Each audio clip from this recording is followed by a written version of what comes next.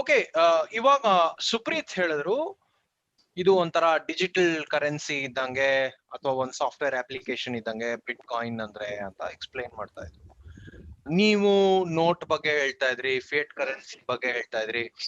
So ಈ ತರ ಅನಾಲಜೀಸ್ ಇದೆ. ಸೊ ಫಾರ್ ಎಕ್ಸಾಂಪಲ್ ಇವಾಗ ನಾನು ಮುಕುಂದ್ ವಾಸುಕಿಗೆ ದುಡ್ಡು ಕೊಡ್ಬೇಕು ಅಂದ್ರೆ I will use digital money. So ನಾನು ಗೂಗಲ್ ಪೇ ಇಂದ ಹಿಡಿದು ವಾಸುಕಿಗೆ ಗೂಗಲ್ ಪೇ ನಲ್ಲಿ 100 ರೂಪಾಯಿ ವಾಪಸ್ ಕೊಡ್ತೀನಿ, ರೈಟ್? ಇದು ಡಿಜಿಟಲ್ ಮನಿ ಅಲ್ವಾ? ಇದಕ್ಕೂ ಬಿಟ್ ಕಾಯಿನ್ಗೂ ಸಿಮಿಲಾರಿಟಿ ಏನು, ವ್ಯತ್ಯಾಸಗಳೇನು, ಅದನ್ನೊಂದ್ ಸ್ವಲ್ಪ ಎಕ್ಸ್ಪ್ಲೈನ್ ಮಾಡಕ್ಕಾಗತ್ತಾ? Because this also digital money, ಇದು ಗೊತ್ತಾಗಲ್ಲ ಬೇರೆಯವರಿಗೆ. ಎಕ್ಸ್ಪ್ಲೈನ್ ಮಾಡ್ತೀರಾ ಒಂದ್ ಸ್ವಲ್ಪ? ಓಕೆ, ಸೊ ಈ ದುಡ್ಡು ಅಥವಾ ಧನದ ಹಲವು ಪ್ರಾಪರ್ಟೀಸ್ಗಳು ಇರ್ತವೆ. ನೀವು ಹೇಳಿದ ಎಕ್ಸಾಂಪಲ್ ಇಟ್ ಈಸ್ ಏನಂತಾರೆ, ಇಟ್ಸ್ ಅ ಟ್ರಾನ್ಸಾಕ್ಷನ್, ವಿನಿಮಯ, ನಿಮ್ಮ ದುಡ್ಡಿನ ವಿನಿಮಯ ನಿಮ್ಮಿಂದ ಇನ್ನೊಬ್ಬರಿಗೆ. So that is one property. ಇನ್ನೊಂದು ಪ್ರಾಪರ್ಟಿ ಏನಿರುತ್ತೆ ಅಂದ್ರೆ ಸ್ಟೋರ್ ಆಫ್ ವ್ಯಾಲ್ಯೂ ಅಥವಾ ಮೌಲ್ಯ ಸಂಗ್ರಹಣೆ. ಇದ್ರ ಬಗ್ಗೆ ಸುಪ್ರೀತ್ ಆಗ್ಲೇ ಒಂದು ಸ್ವಲ್ಪ ಹಿಂಟ್ ಕೊಟ್ಟಿದ್ರು. ಈ ನೀವು ಈಗ ಈ 100 ರೂಪಾಯಿ ಎಕ್ಸಾಂಪಲ್ ಕೊಟ್ರಿ, ಮುಕುಂದ್ ಅವರು ವಾಸುಕಿಗೆ 100 ರೂಪಾಯಿ ಕೊಟ್ಟಿರೋ ಎಕ್ಸಾಂಪಲ್. ಅದನ್ನೇ ಈಗ ಬಿಟ್ ಕಾಯಿನ್ ಅಲ್ಲಿ ಮಾಡೋದಿದ್ರೆ ಅದನ್ನ ನೀವು ಅಷ್ಟು ವ್ಯಾಲ್ಯೂದ ಬಿಟ್ ಕಾಯಿನ್ ನ ಲೆಟ್ಸ್ ಸೇ ಇಟ್ ಇಸ್ ಎಷ್ಟಂದ, ಅದು ತುಂಬಾ ಚಿಕ್ಕದಾಗುತ್ತೆ, ಲೆಟ್ಸ್ ಸೇ 0.01 ಅಂತ ಅನ್ಕೊಳ್ಳೋಣ ಈಗ ಫಾರ್ ಎಕ್ಸಾಂಪಲ್. 0.01 ಬಿಟ್ ಕಾಯಿನ್ ನ ಇವತ್ತು ಒಂದು ಬಿಟ್ ಕಾಯಿನ್ 42 ಲಕ್ಷ ರೂಪಾಯಿ. ಹೌದು, 42 ಲಕ್ಷ ಆಗಿದೆ. ವೇರಿ ಆಗ್ತಾ ಇರುತ್ತೆ, ಬಟ್ ಅಷ್ಟು ದೊಡ್ಡ ಡಿಫರೆನ್ಸ್ ಇದೆ ಒಂದು ಬಿಟ್ ಕಾಯಿನ್ ಗೆ. ಹೌದು. ಸೊ ಮುಕುಂದ್ ಅವರು ವಾಸುಕಿ ಅವರಿಗೆ 0.001 ಬಿಟ್ ಕಾಯಿನ್ ಕೊಟ್ರು ಅಂತ ಅನ್ಕೊಳ್ಳೋಣ. ಅದು ಒಂದು ಅವರ ವಾಲೆಟ್, ಈ ವಾಲೆಟ್ ನಲ್ಲಿ ಹಾಗೆ ಇಟ್ಕೊಳ್ತಾರೆ ಅಂತ ಅನ್ಕೊಳ್ಳೋಣ. ಒಂದ್ ತಿಂಗಳು ಇಟ್ಕೊಂಡ್ರು ಅಂತ ಅನ್ಕೊಳ್ಳೋಣ. ಒಂದ್ ತಿಂಗಳಲ್ಲಿ ಅದರ ಮೌಲ್ಯ ಸಂಗ್ರಹಣೆ ಜಾಸ್ತಿ ಆಗ್ಬೋದು, ಕಡಿಮೆನೂ ಆಗ್ಬೋದು, ಜಾಸ್ತಿನೂ ಆಗ್ಬೋದು. ಸೊ ದಟ್ ಈಸ್ ದ ಇದು. ಆ 100 ರೂಪಾಯಿ ಒಂದ್ ತಿಂಗಳಲ್ಲಿ 150 ರೂಪಾಯಿ ಆಗೋಕ್ಕೂ ಸಾಧ್ಯ ಇದೆ. ಸೊ ವೆರಾಸ್ ನೀವು ಮುಂಚೆ ಟ್ರಾನ್ಸ್ಫರ್ ಮಾಡಿರೋ 100 ರೂಪಾಯಿ ಇರುತ್ತಲ್ಲ, ಅದು ಮೋಸ್ಟ್ಲಿ 100 ರೂಪಾಯಿ ಆಗಿರುತ್ತೆ, ಅಥವಾ ನನ್ನ ಪ್ರಕಾರ ಒಂದು 99-98 ರೂಪಾಯಿ ಆಗಿರುತ್ತೆ. Because unless you put it in a bank or invest somewhere, ನಿಮ್ಮ ದುಡ್ಡಿನ ರೂಪಾಯಿಯ ಖರೀದನಾ ಸಾಮರ್ಥ್ಯ ಕಡಿಮೆ ಆಗ್ತಾನೆ ಹೋಗುತ್ತೆ ಬಿಕಾಸ್ ಆಫ್ ಇನ್ಫ್ಲೇಷನ್. ಸೊ ಅದು ಒಂದು ಡಿಫರೆನ್ಸ್. ಈ ಬಿಟ್ ಕಾಯಿನ್ ಅನ್ನೋ ಒಂದು system store of value as well as medium of exchange ಎರಡು ರೂಪದಲ್ಲೂ ಆಗತ್ತೆ. ಮೀಡಿಯಮ್ ಆಫ್ ಎಕ್ಸ್ಚೇಂಜ್ ಯಾವಾಗ ಆಗತ್ತೆ ಅಂದ್ರೆ ಹೈ ವ್ಯಾಲ್ಯೂ ಟ್ರಾನ್ಸಾಕ್ಷನ್ಸ್, ಅಥವಾ ಈ ಫಾರ್ ಎಕ್ಸಾಂಪಲ್ ಕಾರ್ ಕೊಂಡ್ಕೊಳ್ಳೋದು ಇರ್ಬೋದು, ಅಥವಾ ಈ ಬ್ರೆಟ್ಲಿ ಅವರು ಒಂದು ಬಿಟ್ ಕಾಯಿನ್ ನ ನಮ್ಮ ಇದಕ್ಕೆ ಆಕ್ಸಿಜನ್ ಇದಕ್ಕೆ ಅಂತ ಕೊಟ್ಟಿದ್ದಾರೆ. That is a high value transaction. ಒಂದು ಬಿಟ್ ಕಾಯಿನ್ ಆಗಲೇ ಹೇಳಿದಾಗೆ 42 ಲಕ್ಷನೋ ಎಷ್ಟೋ ಆಗುತ್ತೆ. ಆ ಥರ ಹೈ ವ್ಯಾಲ್ಯೂ ಟ್ರಾನ್ಸಾಕ್ಷನ್ಗೆ ಇದು ಸದ್ಯಕ್ಕೆ ಇದು ಸೂಕ್ತವಾಗಿದೆ. ಪ್ಲಸ್ ಅದರ ಮೌಲ್ಯ ಸಂಗ್ರಹಣ ಅಂತ ಹೇಳ್ತೀವಲ್ಲ, ಸ್ಟೋರ್ ಆಫ್ ವ್ಯಾಲ್ಯೂ, ಆ ಪಾಯಿಂಟ್ ಆಫ್ ವ್ಯೂನಿಂದ ಬಿಟ್ ಕಾಯಿನ್ ಜಾಸ್ತಿ ಬಳಕೆ ಆಗ್ತಾ ಇದೆ. ಈ ಸ್ಮಾಲ್ ಟ್ರಾನ್ಸಾಕ್ಷನ್ಗೆ ಇನ್ನೂ ಅದು ಅಷ್ಟು ಸೂಟಬಲ್ ಆಗಿಲ್ಲ. ಅದರ ಡಿಸೈನ್ ಹೇಗಂದ್ರೆ, ಈಗ ಒಂದು ಅಂಗಡಿಗೆ ಹೋಗಿ ಕಾಫಿ ಚಾ ಕುಡ್ಕೊಂಡು ಬಂದು ಬಿಟ್ ಕಾಯಿನ್ ಅಲ್ಲಿ ಪೇ ಮಾಡೋ ತರ ಸಿಸ್ಟಮ್, ಆ ಸಿಸ್ಟಮ್ ಇನ್ನೂ ಬಂದಿಲ್ಲ. ಹೈ ವ್ಯಾಲ್ಯೂ ಟ್ರಾನ್ಸಾಕ್ಷನ್ಗೆ ಈಗ 42 ಲಕ್ಷ ರೂಪಾಯಿ ಮೂವ್ ಮಾಡೋದಕ್ಕೆ ಒಂದು ಸ್ವಲ್ಪ ಟೈಮ್ ಹೋಗ್ಬೋದೇನೋ, ಅಥವಾ ನೀವು ಅಷ್ಟು ದುಡ್ಡು ಬ್ಯಾಂಕಿಗೆ ಹೋಗಿ ವಿಡ್ರಾ ಮಾಡ್ತೀನಿ ಅಂತ ಹೇಳಿದ್ರೆ ಬ್ಯಾಂಕ್ನವ್ರು ಮೋಸ್ಟ್ಲಿ 1-2 ದಿವಸ ಬಿಟ್ಟು ಅಥವಾ ನಾಳೆ ಬನ್ನಿ ಅಂತ ಹೇಳೋಕ್ಕೂ ಸಾಧ್ಯ ಇದೆ. ಸೊ ನೀವು 1 ದಿವಸ 2 ದಿವಸ ವೇಟ್ ಮಾಡ್ತೀರಾ, ಅಥವಾ if it is inter state ಅಥವಾ ಇಂಟರ್ ಕಂಟ್ರಿ ಟ್ರಾನ್ಸ್ಫರ್ ಆದರೆ ಅದಕ್ಕೊಂದು ಸ್ವಲ್ಪ ಟೈಮ್ ಹಿಡಿಯುತ್ತೆ.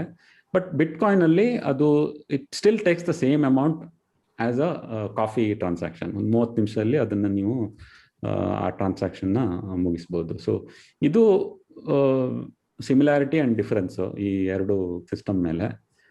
I hope it makes some sense. ಇನ್ನು ಡೀಟೇಲ್ಡ್ ಆಗಿ ಡಿಫರೆನ್ಸಸ್ ಹೇಳಬೇಕು ಅಂದ್ರೆ, ಇವಾಗ ಮುಕುಂದ್ ವಾಸುಕಿ ನೀವು ಹಳೆ ಜನರೇಷನ್ ಅಲ್ಲಿ ಇದ್ದೀರಾ. ಅಂದ್ರೆ ಗೂಗಲ್ ಪೇ ಇವಾಗ ಹಳೆ ಜನರೇಷನ್, ಅದು Paytm, Google pay, phone pay generation. So ನಿಮ್ಮ ಹತ್ರ ಇಬ್ಬರ ಹತ್ರನು ವಾಲೆಟ್ ಇದೆ ಅಂತ ತಿಳ್ಕೊಳ್ಳಿ. ಈಗ ಪೇಟಿಎಂ ವ್ಯಾಲೆಟ್ ಮುಕುಂದ್ ಹತ್ರ ಇದೆ, ವಾಸುಕಿ ಹತ್ರ ಇದೆ. ನೀವು 100 ರೂಪಾಯಿ ಕಳಿಸ್ರಿ.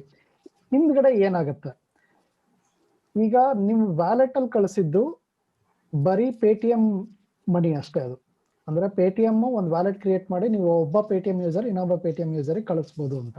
ಹಂಗೆ ಮುಂಚೆ ಇತ್ತು. ಈಗ UPI ಬಂದ್ಬಿಟ್ಟು ಅದು ಇಂಟ್ರಾಪರಬಿಲಿಟಿ ಬಂದಿದೆ. ಇವಾಗ ಒಂದು UPI ID ಇದ್ರೆ ಯಾವ್ದಾದ್ರು ಆಪ್ ಯೂಸ್ ಮಾಡಿ, ನೀವು ಗೂಗಲ್ ಪೇ ಯೂಸ್ ಮಾಡ್ತಾ ಇದ್ರೆ ಪೇಟಿಎಂ ಚೇಂಜ್ ಆಗ್ಬೋದು, ಪೇಟಿಎಂ ಇಂದ ಫೋನ್ ಪೇಗೆ ಹೋಗ್ಬೋದು.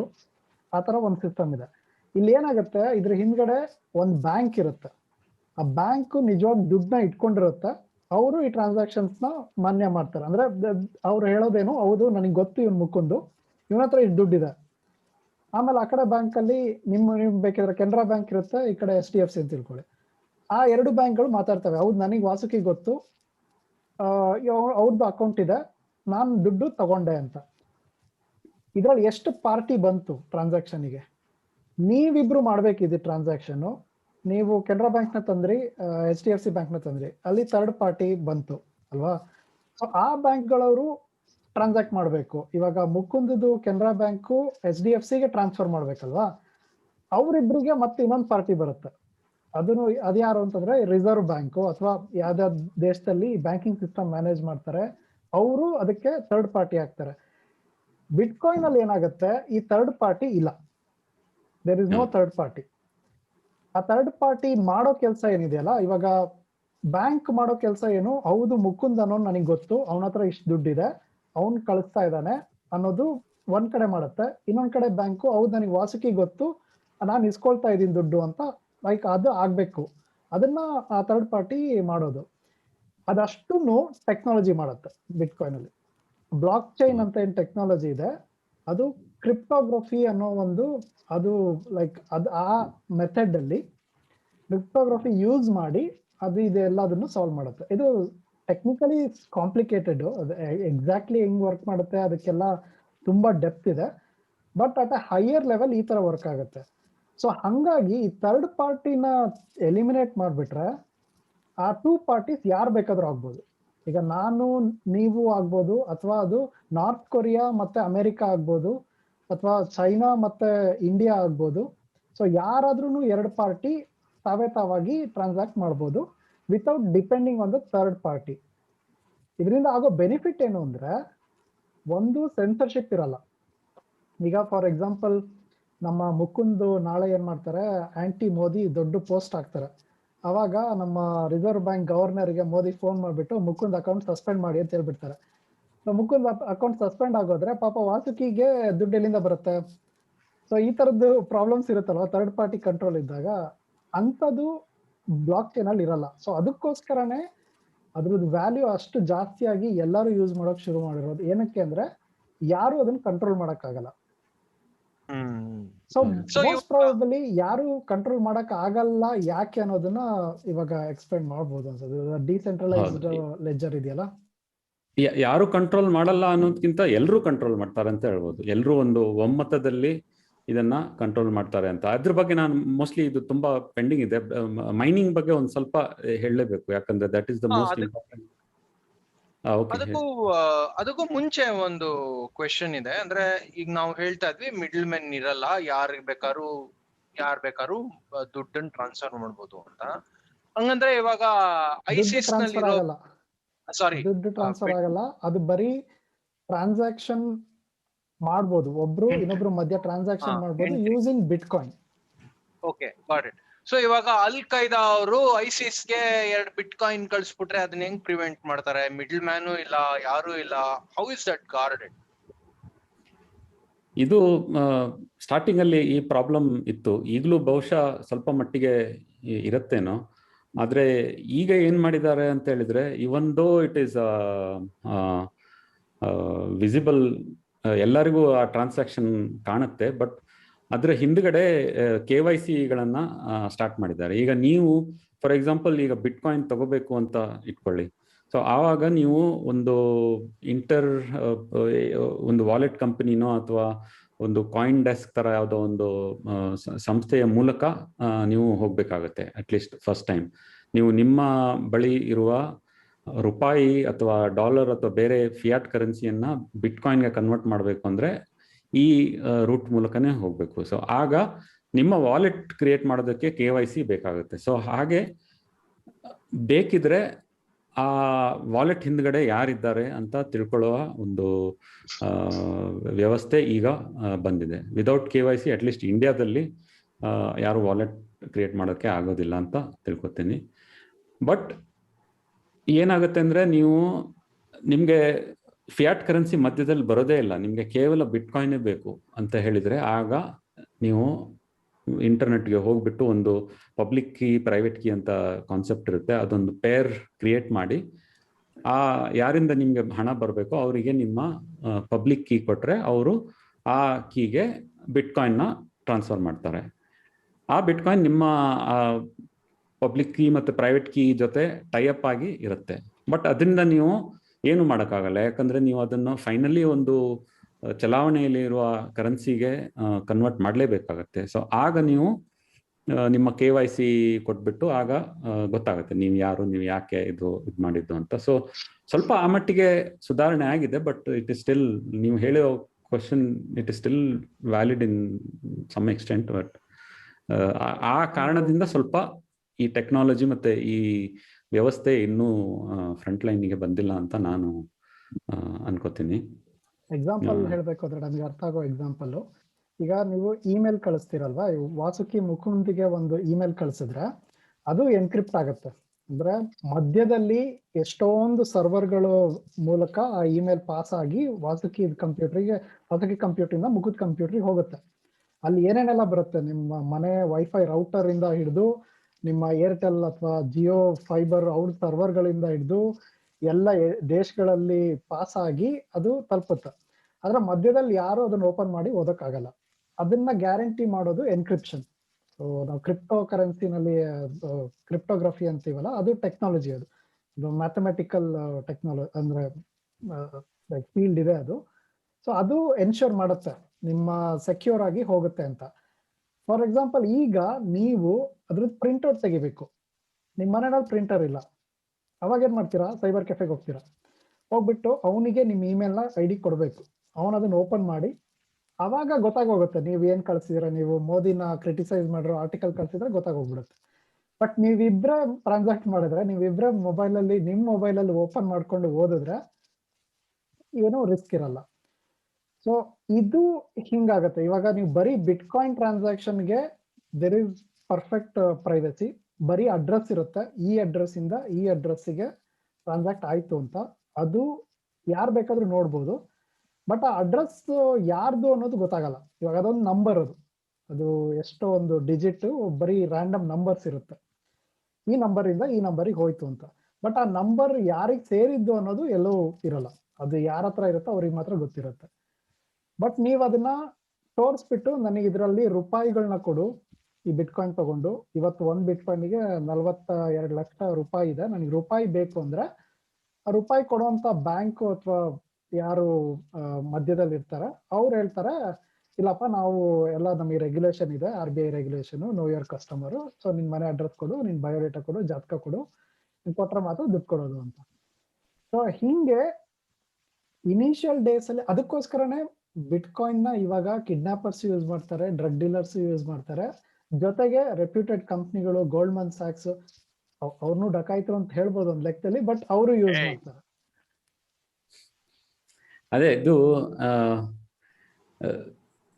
ಹೇಗಿದೆ ಅಂದ್ರೆ, ನೀವು ಹೇಳಿರೋ ಆ ಪಾಯಿಂಟ್ನ ಸರಿಪಡಿಸ್ಬೇಕು ಅಂತ ಹೇಳಿದ್ರೆ ಎಲ್ಲ ಒಂದು ದೇಶಗಳು ಒಟ್ಟಾಗಿ ಇದನ್ನು ಒಂದು ಸ್ವಲ್ಪ ರೆಗ್ಯುಲರೈಸ್ ಮಾಡಬೇಕು, ಈ ಬಿಟ್ಕಾಯಿನ್ ಬ್ಲಾಕ್ ಚೈನ್ ಟ್ರಾನ್ಸಾಕ್ಷನ್ಗಳನ್ನು.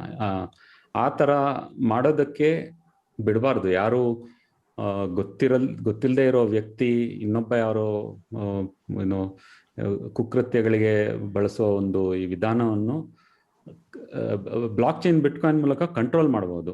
ಆಕ್ಚುಲಿ ಹೇಳಕ್ ಹೋದ್ರೆ, ನೀವು ಕರೆನ್ಸಿ ಮುಖಾಂತರ ಈ ತರ ಮಾಡಕ್ ಹೋದ್ರೆ ಇಟ್ ಈಸ್ ಅನ್ಟ್ರೇಸಬಲ್ ಲಿಟ್ರಲಿ. ನೀವು ಫಾರ್ ಎಕ್ಸಾಂಪಲ್ ನಿಮ್ಮ ಹತ್ರ ಒಂದಷ್ಟು ಬ್ಲ್ಯಾಕ್ ಮನಿ ದುಡ್ಡು ಬಂತು ಹಾರ್ಡ್ ಕೋರ್ ಕರೆನ್ಸಿಯಲ್ಲಿ ಅಂತ ಇಟ್ಕೊಳ್ಳಿ, ಆ ಕರೆನ್ಸಿ ನಂಬರ್ಗಳನ್ನು ನೋಡ್ಕೊಂಡು ನೀವು ಇದು ಎಲ್ಲಿಂದ ಹರಿದು ಬಂದಿದೆ, ಯಾರು ಕೊಟ್ಟರು ಅಂತ ಸುಲಭವಾಗಿ ಹೇಳಕ್ಕಾಗಲ್ಲ. ನಿಮ್ಗೆ ಹೊಡೆದೋ ಬಡ್ದೋ ಏನೋ ಮಾಡಿ ನಿಮ್ಮಿಂದ ಹೊರಗೆ ತೆಗಿಬೇಕಾಗುತ್ತೆ. ಬಟ್ ನೀವು ಬಿಟ್ಕಾಯಿನ್ ಬ್ಲಾಕ್ ಚೈನ್ಗೆ ಬಂದರೆ ಅದರ ಕಂಪ್ಲೀಟ್ ಜಾತಕ ಅಲ್ಲಿ ಬ್ಲಾಕ್ ಚೈನ್ ಅಲ್ಲಿ ಇರುತ್ತೆ. ಸೊ ಯಾವ ವಾಲೆಟ್ ಮೂಲಕ ಇದು ಬಂದಿದೆ, ಆ ವಾಲೆಟ್ ಹಿಂದೆ ಇರುವ ವ್ಯಕ್ತಿಗಳು ಯಾರು ಅಂತ ತಿಳ್ಕೊಳ್ಳೋ ಒಂದು ವ್ಯವಸ್ಥೆ ಇದೆ. ಆಕ್ಚುಲಿ ಬುಕ್ಕಿನ ಮೇನ್ ಇದು ಅದರಲ್ಲೇ ಇರೋದು, ನಿಗೂಢ ನಾಣ್ಯದಲ್ಲಿ. ಸೊ ಅದನ್ನು ಬಳಸಿ ಹೇಗೆ ಅವರು ಆ ಒಂದು ಸ್ಕ್ಯಾಮ್ ಅನ್ನ ಇದು ಮಾಡಿದ್ರು ಅಂತ. ಸೊ ನನ್ನ ಪ್ರಕಾರ ಸ್ವಲ್ಪ ಇದನ್ನು ರೆಗ್ಯುಲರೈಸ್ ಮಾಡಿ, ಇನ್ಸ್ಟೆಡ್ ಆಫ್ ಬ್ಯಾನಿಂಗ್ ಇಟ್, ಇದನ್ನ ಅರ್ಥ ಮಾಡಿಕೊಂಡು ರೆಗ್ಯುಲರೈಸ್ ಮಾಡಿದ್ರೆ ಸ್ವಲ್ಪ ಎಲ್ರಿಗೂ ಒಳ್ಳೇದಾಗುತ್ತೆ ಅಂತ ನನ್ನ ಅನಿಸಿಕೆ. ಸೊ ಇವಾಗ RBI ಅವರು ಇದನ್ನ ಒಂದ್ಸಲಿ ಬ್ಯಾನ್ ಮಾಡಿದ್ರು, ಇದನ್ನ ಟೆಂಡರ್ ತರ ಯೂಸ್ ಮಾಡಬಾರ್ದು, ಆಮೇಲೆ ಆರ್ಡರ್ ನ ವಿಡ್ರಾ ಮಾಡಿ ಓಕೆ ಇದು ಲೀಗಲ್ ಅಂತ ಹೇಳಿದ್ರು. ಬಟ್ ಇದನ್ನ ಲೀಗಲ್ ಟೆಂಡರ್ ತರ ಯೂಸ್ ಮಾಡಬಾರ್ದು ಅಂತಾನು ಹೇಳಿದ್ರು. ಸೊ ಈ ಲೀಗಲ್ ಟೆಂಡರ್ ಅಂತ ಯೂಸ್ ಮಾಡಬಾರ್ದು ಅಂದ್ರೆ ಆಟೋಮ್ಯಾಟಿಕ್ ಆಗಿ ಇಲ್ಲಿಗಲ್ ಆಗ್ಬಿಡುತ್ತಲ್ವಾ? ನನ್ ವಾಸುಕಿಗೆ ನನ್ ಬಿಟ್ಕಾಯಿನ್ ನಲ್ಲಿ ದುಡ್ಡು ಕೊಡಕ್ ಆಗಲ್ಲ ಅಂದ್ರೆ ಅದ್ ನನ್ನ ಹತ್ರ ಇದ್ದು ಏನ್ ಪ್ರಯೋಜನ? ಇದ್ರ ಬಗ್ಗೆ ಒಂದ್ ಸ್ವಲ್ಪ ಹೇಳ್ತೀರಾ? Can you explain this to us? Legal ಮಾನ್ಯತೆ ಕೊಟ್ಟಿಲ್ಲ ಅಂದ್ರೆ ಅದು ಡೈರೆಕ್ಟ್ ಆಗಿ ಅಷ್ಟು ಬ್ಲಾಕ್ ಅಂಡ್ ವೈಟ್ ಆಗಿ ಇಲ್ಲೀಗಲ್ ಅಂತ ಹೇಳಕ್ಕೆ ಆಗೋದಿಲ್ಲ. ಅಂದ್ರೆ ಹೇಗೆಂದ್ರೆ ಈಗ ಈ ಬಿಟ್ಕಾಯಿನ್ ನ ಒಂದು ಸರ್ಕಾರದ ಒಂದು ಸಂಘ ಸಂಸ್ಥೆಗೆ ಪೇಮೆಂಟ್ ಮೀಡಿಯಾ ಆಗಿ ಮಾಡೋಕ್ಕಾಗೋದಿಲ್ಲ ಅಂತ ಅರ್ಥ ಬರುತ್ತೆ ಅದಕ್ಕೆ. ಬಟ್ ಅದರ ಅರ್ಥ ದಟ್ ಡಸಂಟ್ ಮೀನ್ ದಟ್ ನಾನು ಸುಪ್ರೀತಿಗೆ ಬರೀ ಬಿಟ್ಕಾಯಿನ್ನ ಟ್ರಾನ್ಸ್ಫರ್ ಮಾಡೋಕ್ಕಾಗೋದಿಲ್ಲ ಅಂತ ಹೇಳೋಕ್ಕಾಗಲ್ಲ. It is just like a WhatsApp message ಅಂತಲೂ ಹೇಳ್ಬೋದು. ನೀವು ಇಲ್ಲೀಗಲ್ ಅಂತ ಹೇಳಬೇಕಾದ್ರೆ ನಿಮ್ಮ ಹತ್ರ ಬಿಟ್ಕಾಯಿನ್ ಇದ್ರೇನೆ ಅದು ಇಟ್ ಇಸ್ ಕ್ರೈಮ್ ಅಂತ ಹೇಳಿದ್ರೆ ಆಗ ಸಮಸ್ಯೆ ಆಗುತ್ತೆ. At the end of the day ಇದು ಒಂಥರ ಬಾರ್ಟರ್ ಸಿಸ್ಟಮ್ ತರಾನು ಕೆಲಸ ಮಾಡ್ಬೋದು. ಅಂದ್ರೆ ಈಗ ನಾವು 4 ಜನ ನಮ್ಮ ಇಂಟರ್ ಡಿಪೆಂಡೆಂಟ್ ಆಗಿದ್ದೀವಿ ಅಂತ ತಿಳ್ಕೊಳ್ಳಿ, ನಮ್ಮ ಕೆಲಸಗಳ ಮೇಲೆ.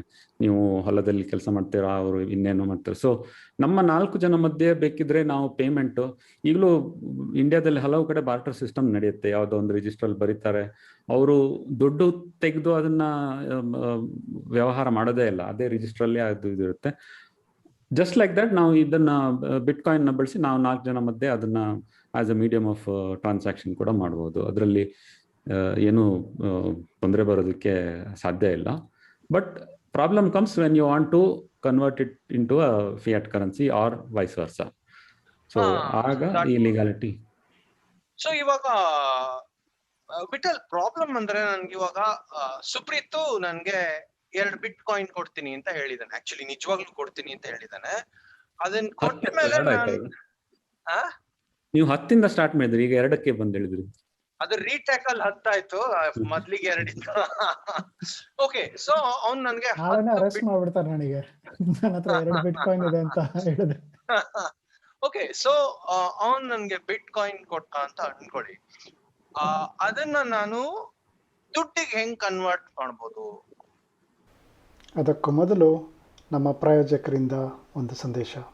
ಐತರಿ ಲಕಡಿ ಪಕಡಿ ಜುಮ್ಮ, ನಮ್ಮ ಅರಳಿಕಟ್ಟೆಗೆ ಒಂದು ಬೋನಿ ಸ್ಪಾನ್ಸರ್ ಸಿಕ್ಕಿದ್ದಾರೆ.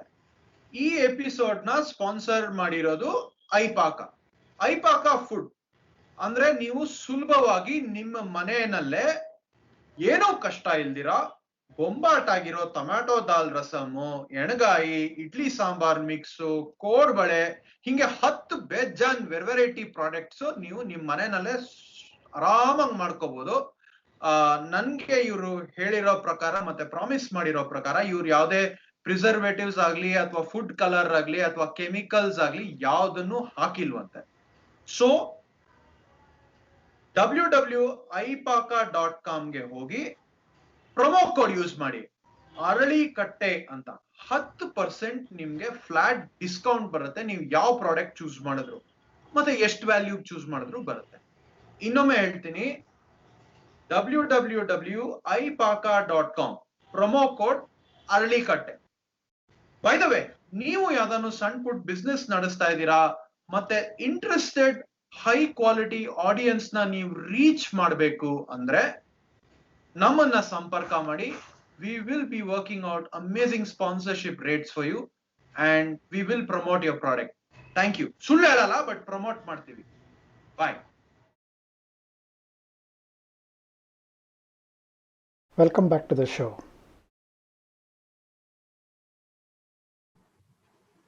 ದುಡ್ಡಿಗೆ ಅಂದ್ರೆ ಫಿಯಟ್ ಕರೆನ್ಸಿಗ?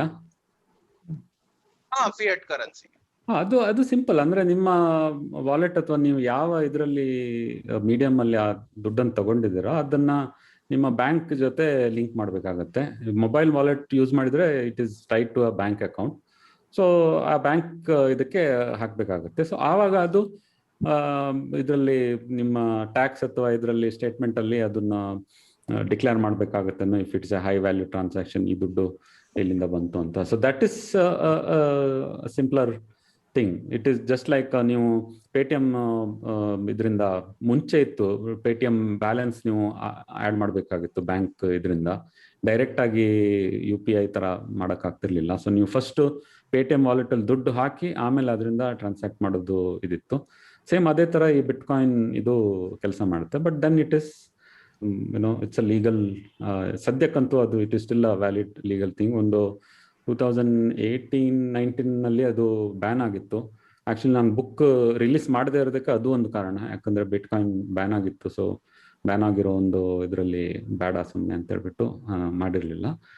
ಬಟ್ ಈಗ ಸದ್ಯಕ್ಕೆ you can buy bitcoin on your mobile wallet. It is your own risk. ಅದು ನಾಳೆ ಏನಾಗುತ್ತೆ, ಅದರ ವ್ಯಾಲ್ಯೂ ಕಡಿಮೆ ಆಗ್ಬೋದು, ಝೀರೋ ಆಗ್ಬೋದು, ಅಥವಾ ಸರ್ಕಾರ ಅದ್ರ ಮೇಲೆ ನಿರ್ಬಂಧ ಇರ್ಬೋದು. ಅದೆಲ್ಲ ರಿಸ್ಕ್ ಫ್ಯಾಕ್ಟರ್ ಇದ್ದಿದ್ದೆ. ಬಟ್ ನಿಮಗೆ ಆ ಒಂದು ಬಿಟ್ಕಾಯಿನ್ ವ್ಯವಸ್ಥೆಯಲ್ಲಿ ನಿಮ್ಮ ಒಳಗಡೆನೆ ಅದನ್ನ ಬಳಸೋ ಥರ ಯೂಸ್. ಫಾರ್ ಎಕ್ಸಾಂಪಲ್ ಟೆಸ್ಲಾ ಅವರು ಕಾರ್ಗಳನ್ನ ಬಿಟ್ಕಾಯಿನ್ ಅಲ್ಲಿ ಮಾರ್ತಾರೆ ಅಂತ ಹೇಳಿದ್ದಾರೆ. ಸೊ ನೀವು ಬೇಕಿದ್ರೆ ಅಷ್ಟು ಬಿಟ್ಕಾಯಿನ್ ಇದ್ರೆ, ಸುಪ್ರೀತ್ ಅವ್ರು ನಿಮ್ಗೆ ಅಷ್ಟು ಕೊಟ್ಟರೆ ಮೋಸ್ಟ್ಲಿ ಒಂದು ಟೆಸ್ಲಾ ಕಾರ್ ನೀವು ಬಿಟ್ಕಾಯಿನ್ ಅಲ್ಲೇ ತಗೋಬಹುದು.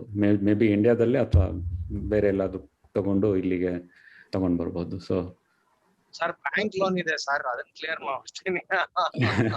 ಇಲ್ಲ ಮುಕುಂದ್, ಇದು ಡಿಜಿಟಲ್ ಗೋಲ್ಡ್ ಅಂತ ಹೇಳಿದ್ರಲ್ಲ, ಎಕ್ಸಾಕ್ಟ್ಲಿ ಹಂಗೆ ಕೆಲಸ ಮಾಡೋದು. ಇವಾಗ ನಿಮ್ಮ ಹತ್ರ ಒಂದು ಗೋಲ್ಡ್ ಕಾಯಿನ್ ಇದ್ರೆ ಅದನ್ನ ತಗೊಂಡ್ ಹೋಗ್ಬಿಟ್ಟು ಬೀಡಾ ಅಂಗಡಿಯವನಿಗೆ ಕೊಟ್ರೆ ಅವನು ನನಗೆ ದುಡ್ಡು ಕೊಡ್ರಿ ಅಂತ ಕೇಳ್ತಾನೆ.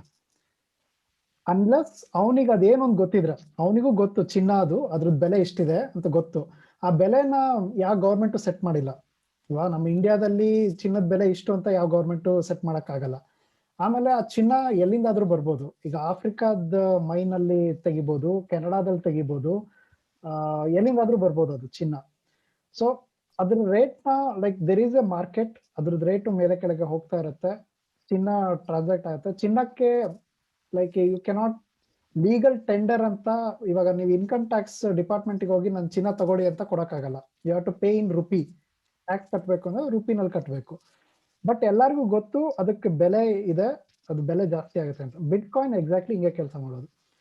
ಬಿಟ್ಕಾಯಿನ್ ತಗೊಂಡಿರೋರಿಗೆ ಅದು ಏನು ಯಾರು ಟ್ರಾನ್ಸಾಕ್ಟ್ ಮಾಡ್ತಾರೆ ಅವರು ನಂಬ್ತಾರೆ ಬಿಟ್ಕಾಯಿನಿಗೆ ಬೆಲೆ ಇದೆ ಅಂತ. ಎಕ್ಸಾಕ್ಟ್ಲಿ ಚಿನ್ನಕ್ಕೆ ಇದ್ದಂಗೆನೆ. ಚಿನ್ನನೇನು ತಿನ್ನಕ್ಕಾಗಲ್ಲ ನೀವು, ಆದ್ರೆ ಎಲ್ಲರಿಗೂ ಗೊತ್ತು ಅದು ವ್ಯಾಲ್ಯೂಯಬಲ್ ಅಂತ.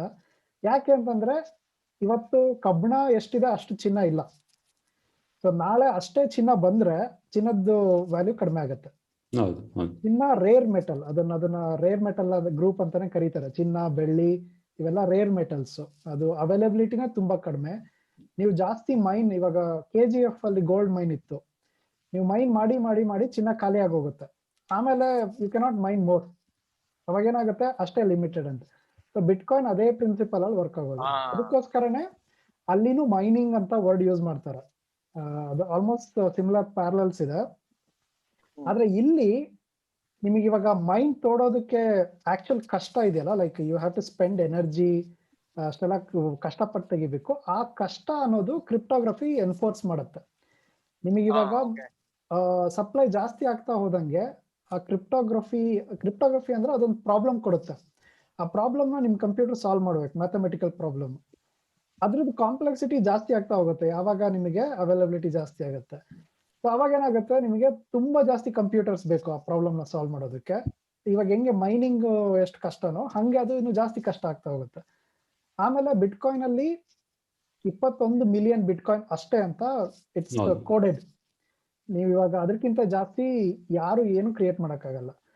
ಸೊ ಹಿಂಗಿರುವಾಗ ಇದು ಆಲ್ಮೋಸ್ಟ್ ಗೋಲ್ಡ್ ಏನ್ ಕ್ಯಾರೆಕ್ಟರಿಸ್ಟಿಕ್ಸ್ ಇದೆ ಅದನ್ನ ಮಿಮಿಕ್ ಮಾಡುತ್ತೆ. ಜೊತೆಗೆ ಇದು ಟೆಕ್ನಾಲಜಿ ಆಗಿರೋದ್ರಿಂದ, ಇದು ಇಂಟರ್ನೆಟ್ ಅಲ್ಲಿ ಇರೋದ್ರಿಂದ ಅದನ್ನ ಈಸಿಯಾಗಿ ಡಿವೈಡ್ ಮಾಡ್ಬೋದು, ಈಸಿಯಾಗಿ ಟ್ರಾನ್ಸ್ಫರ್ ಮಾಡ್ಬೋದು.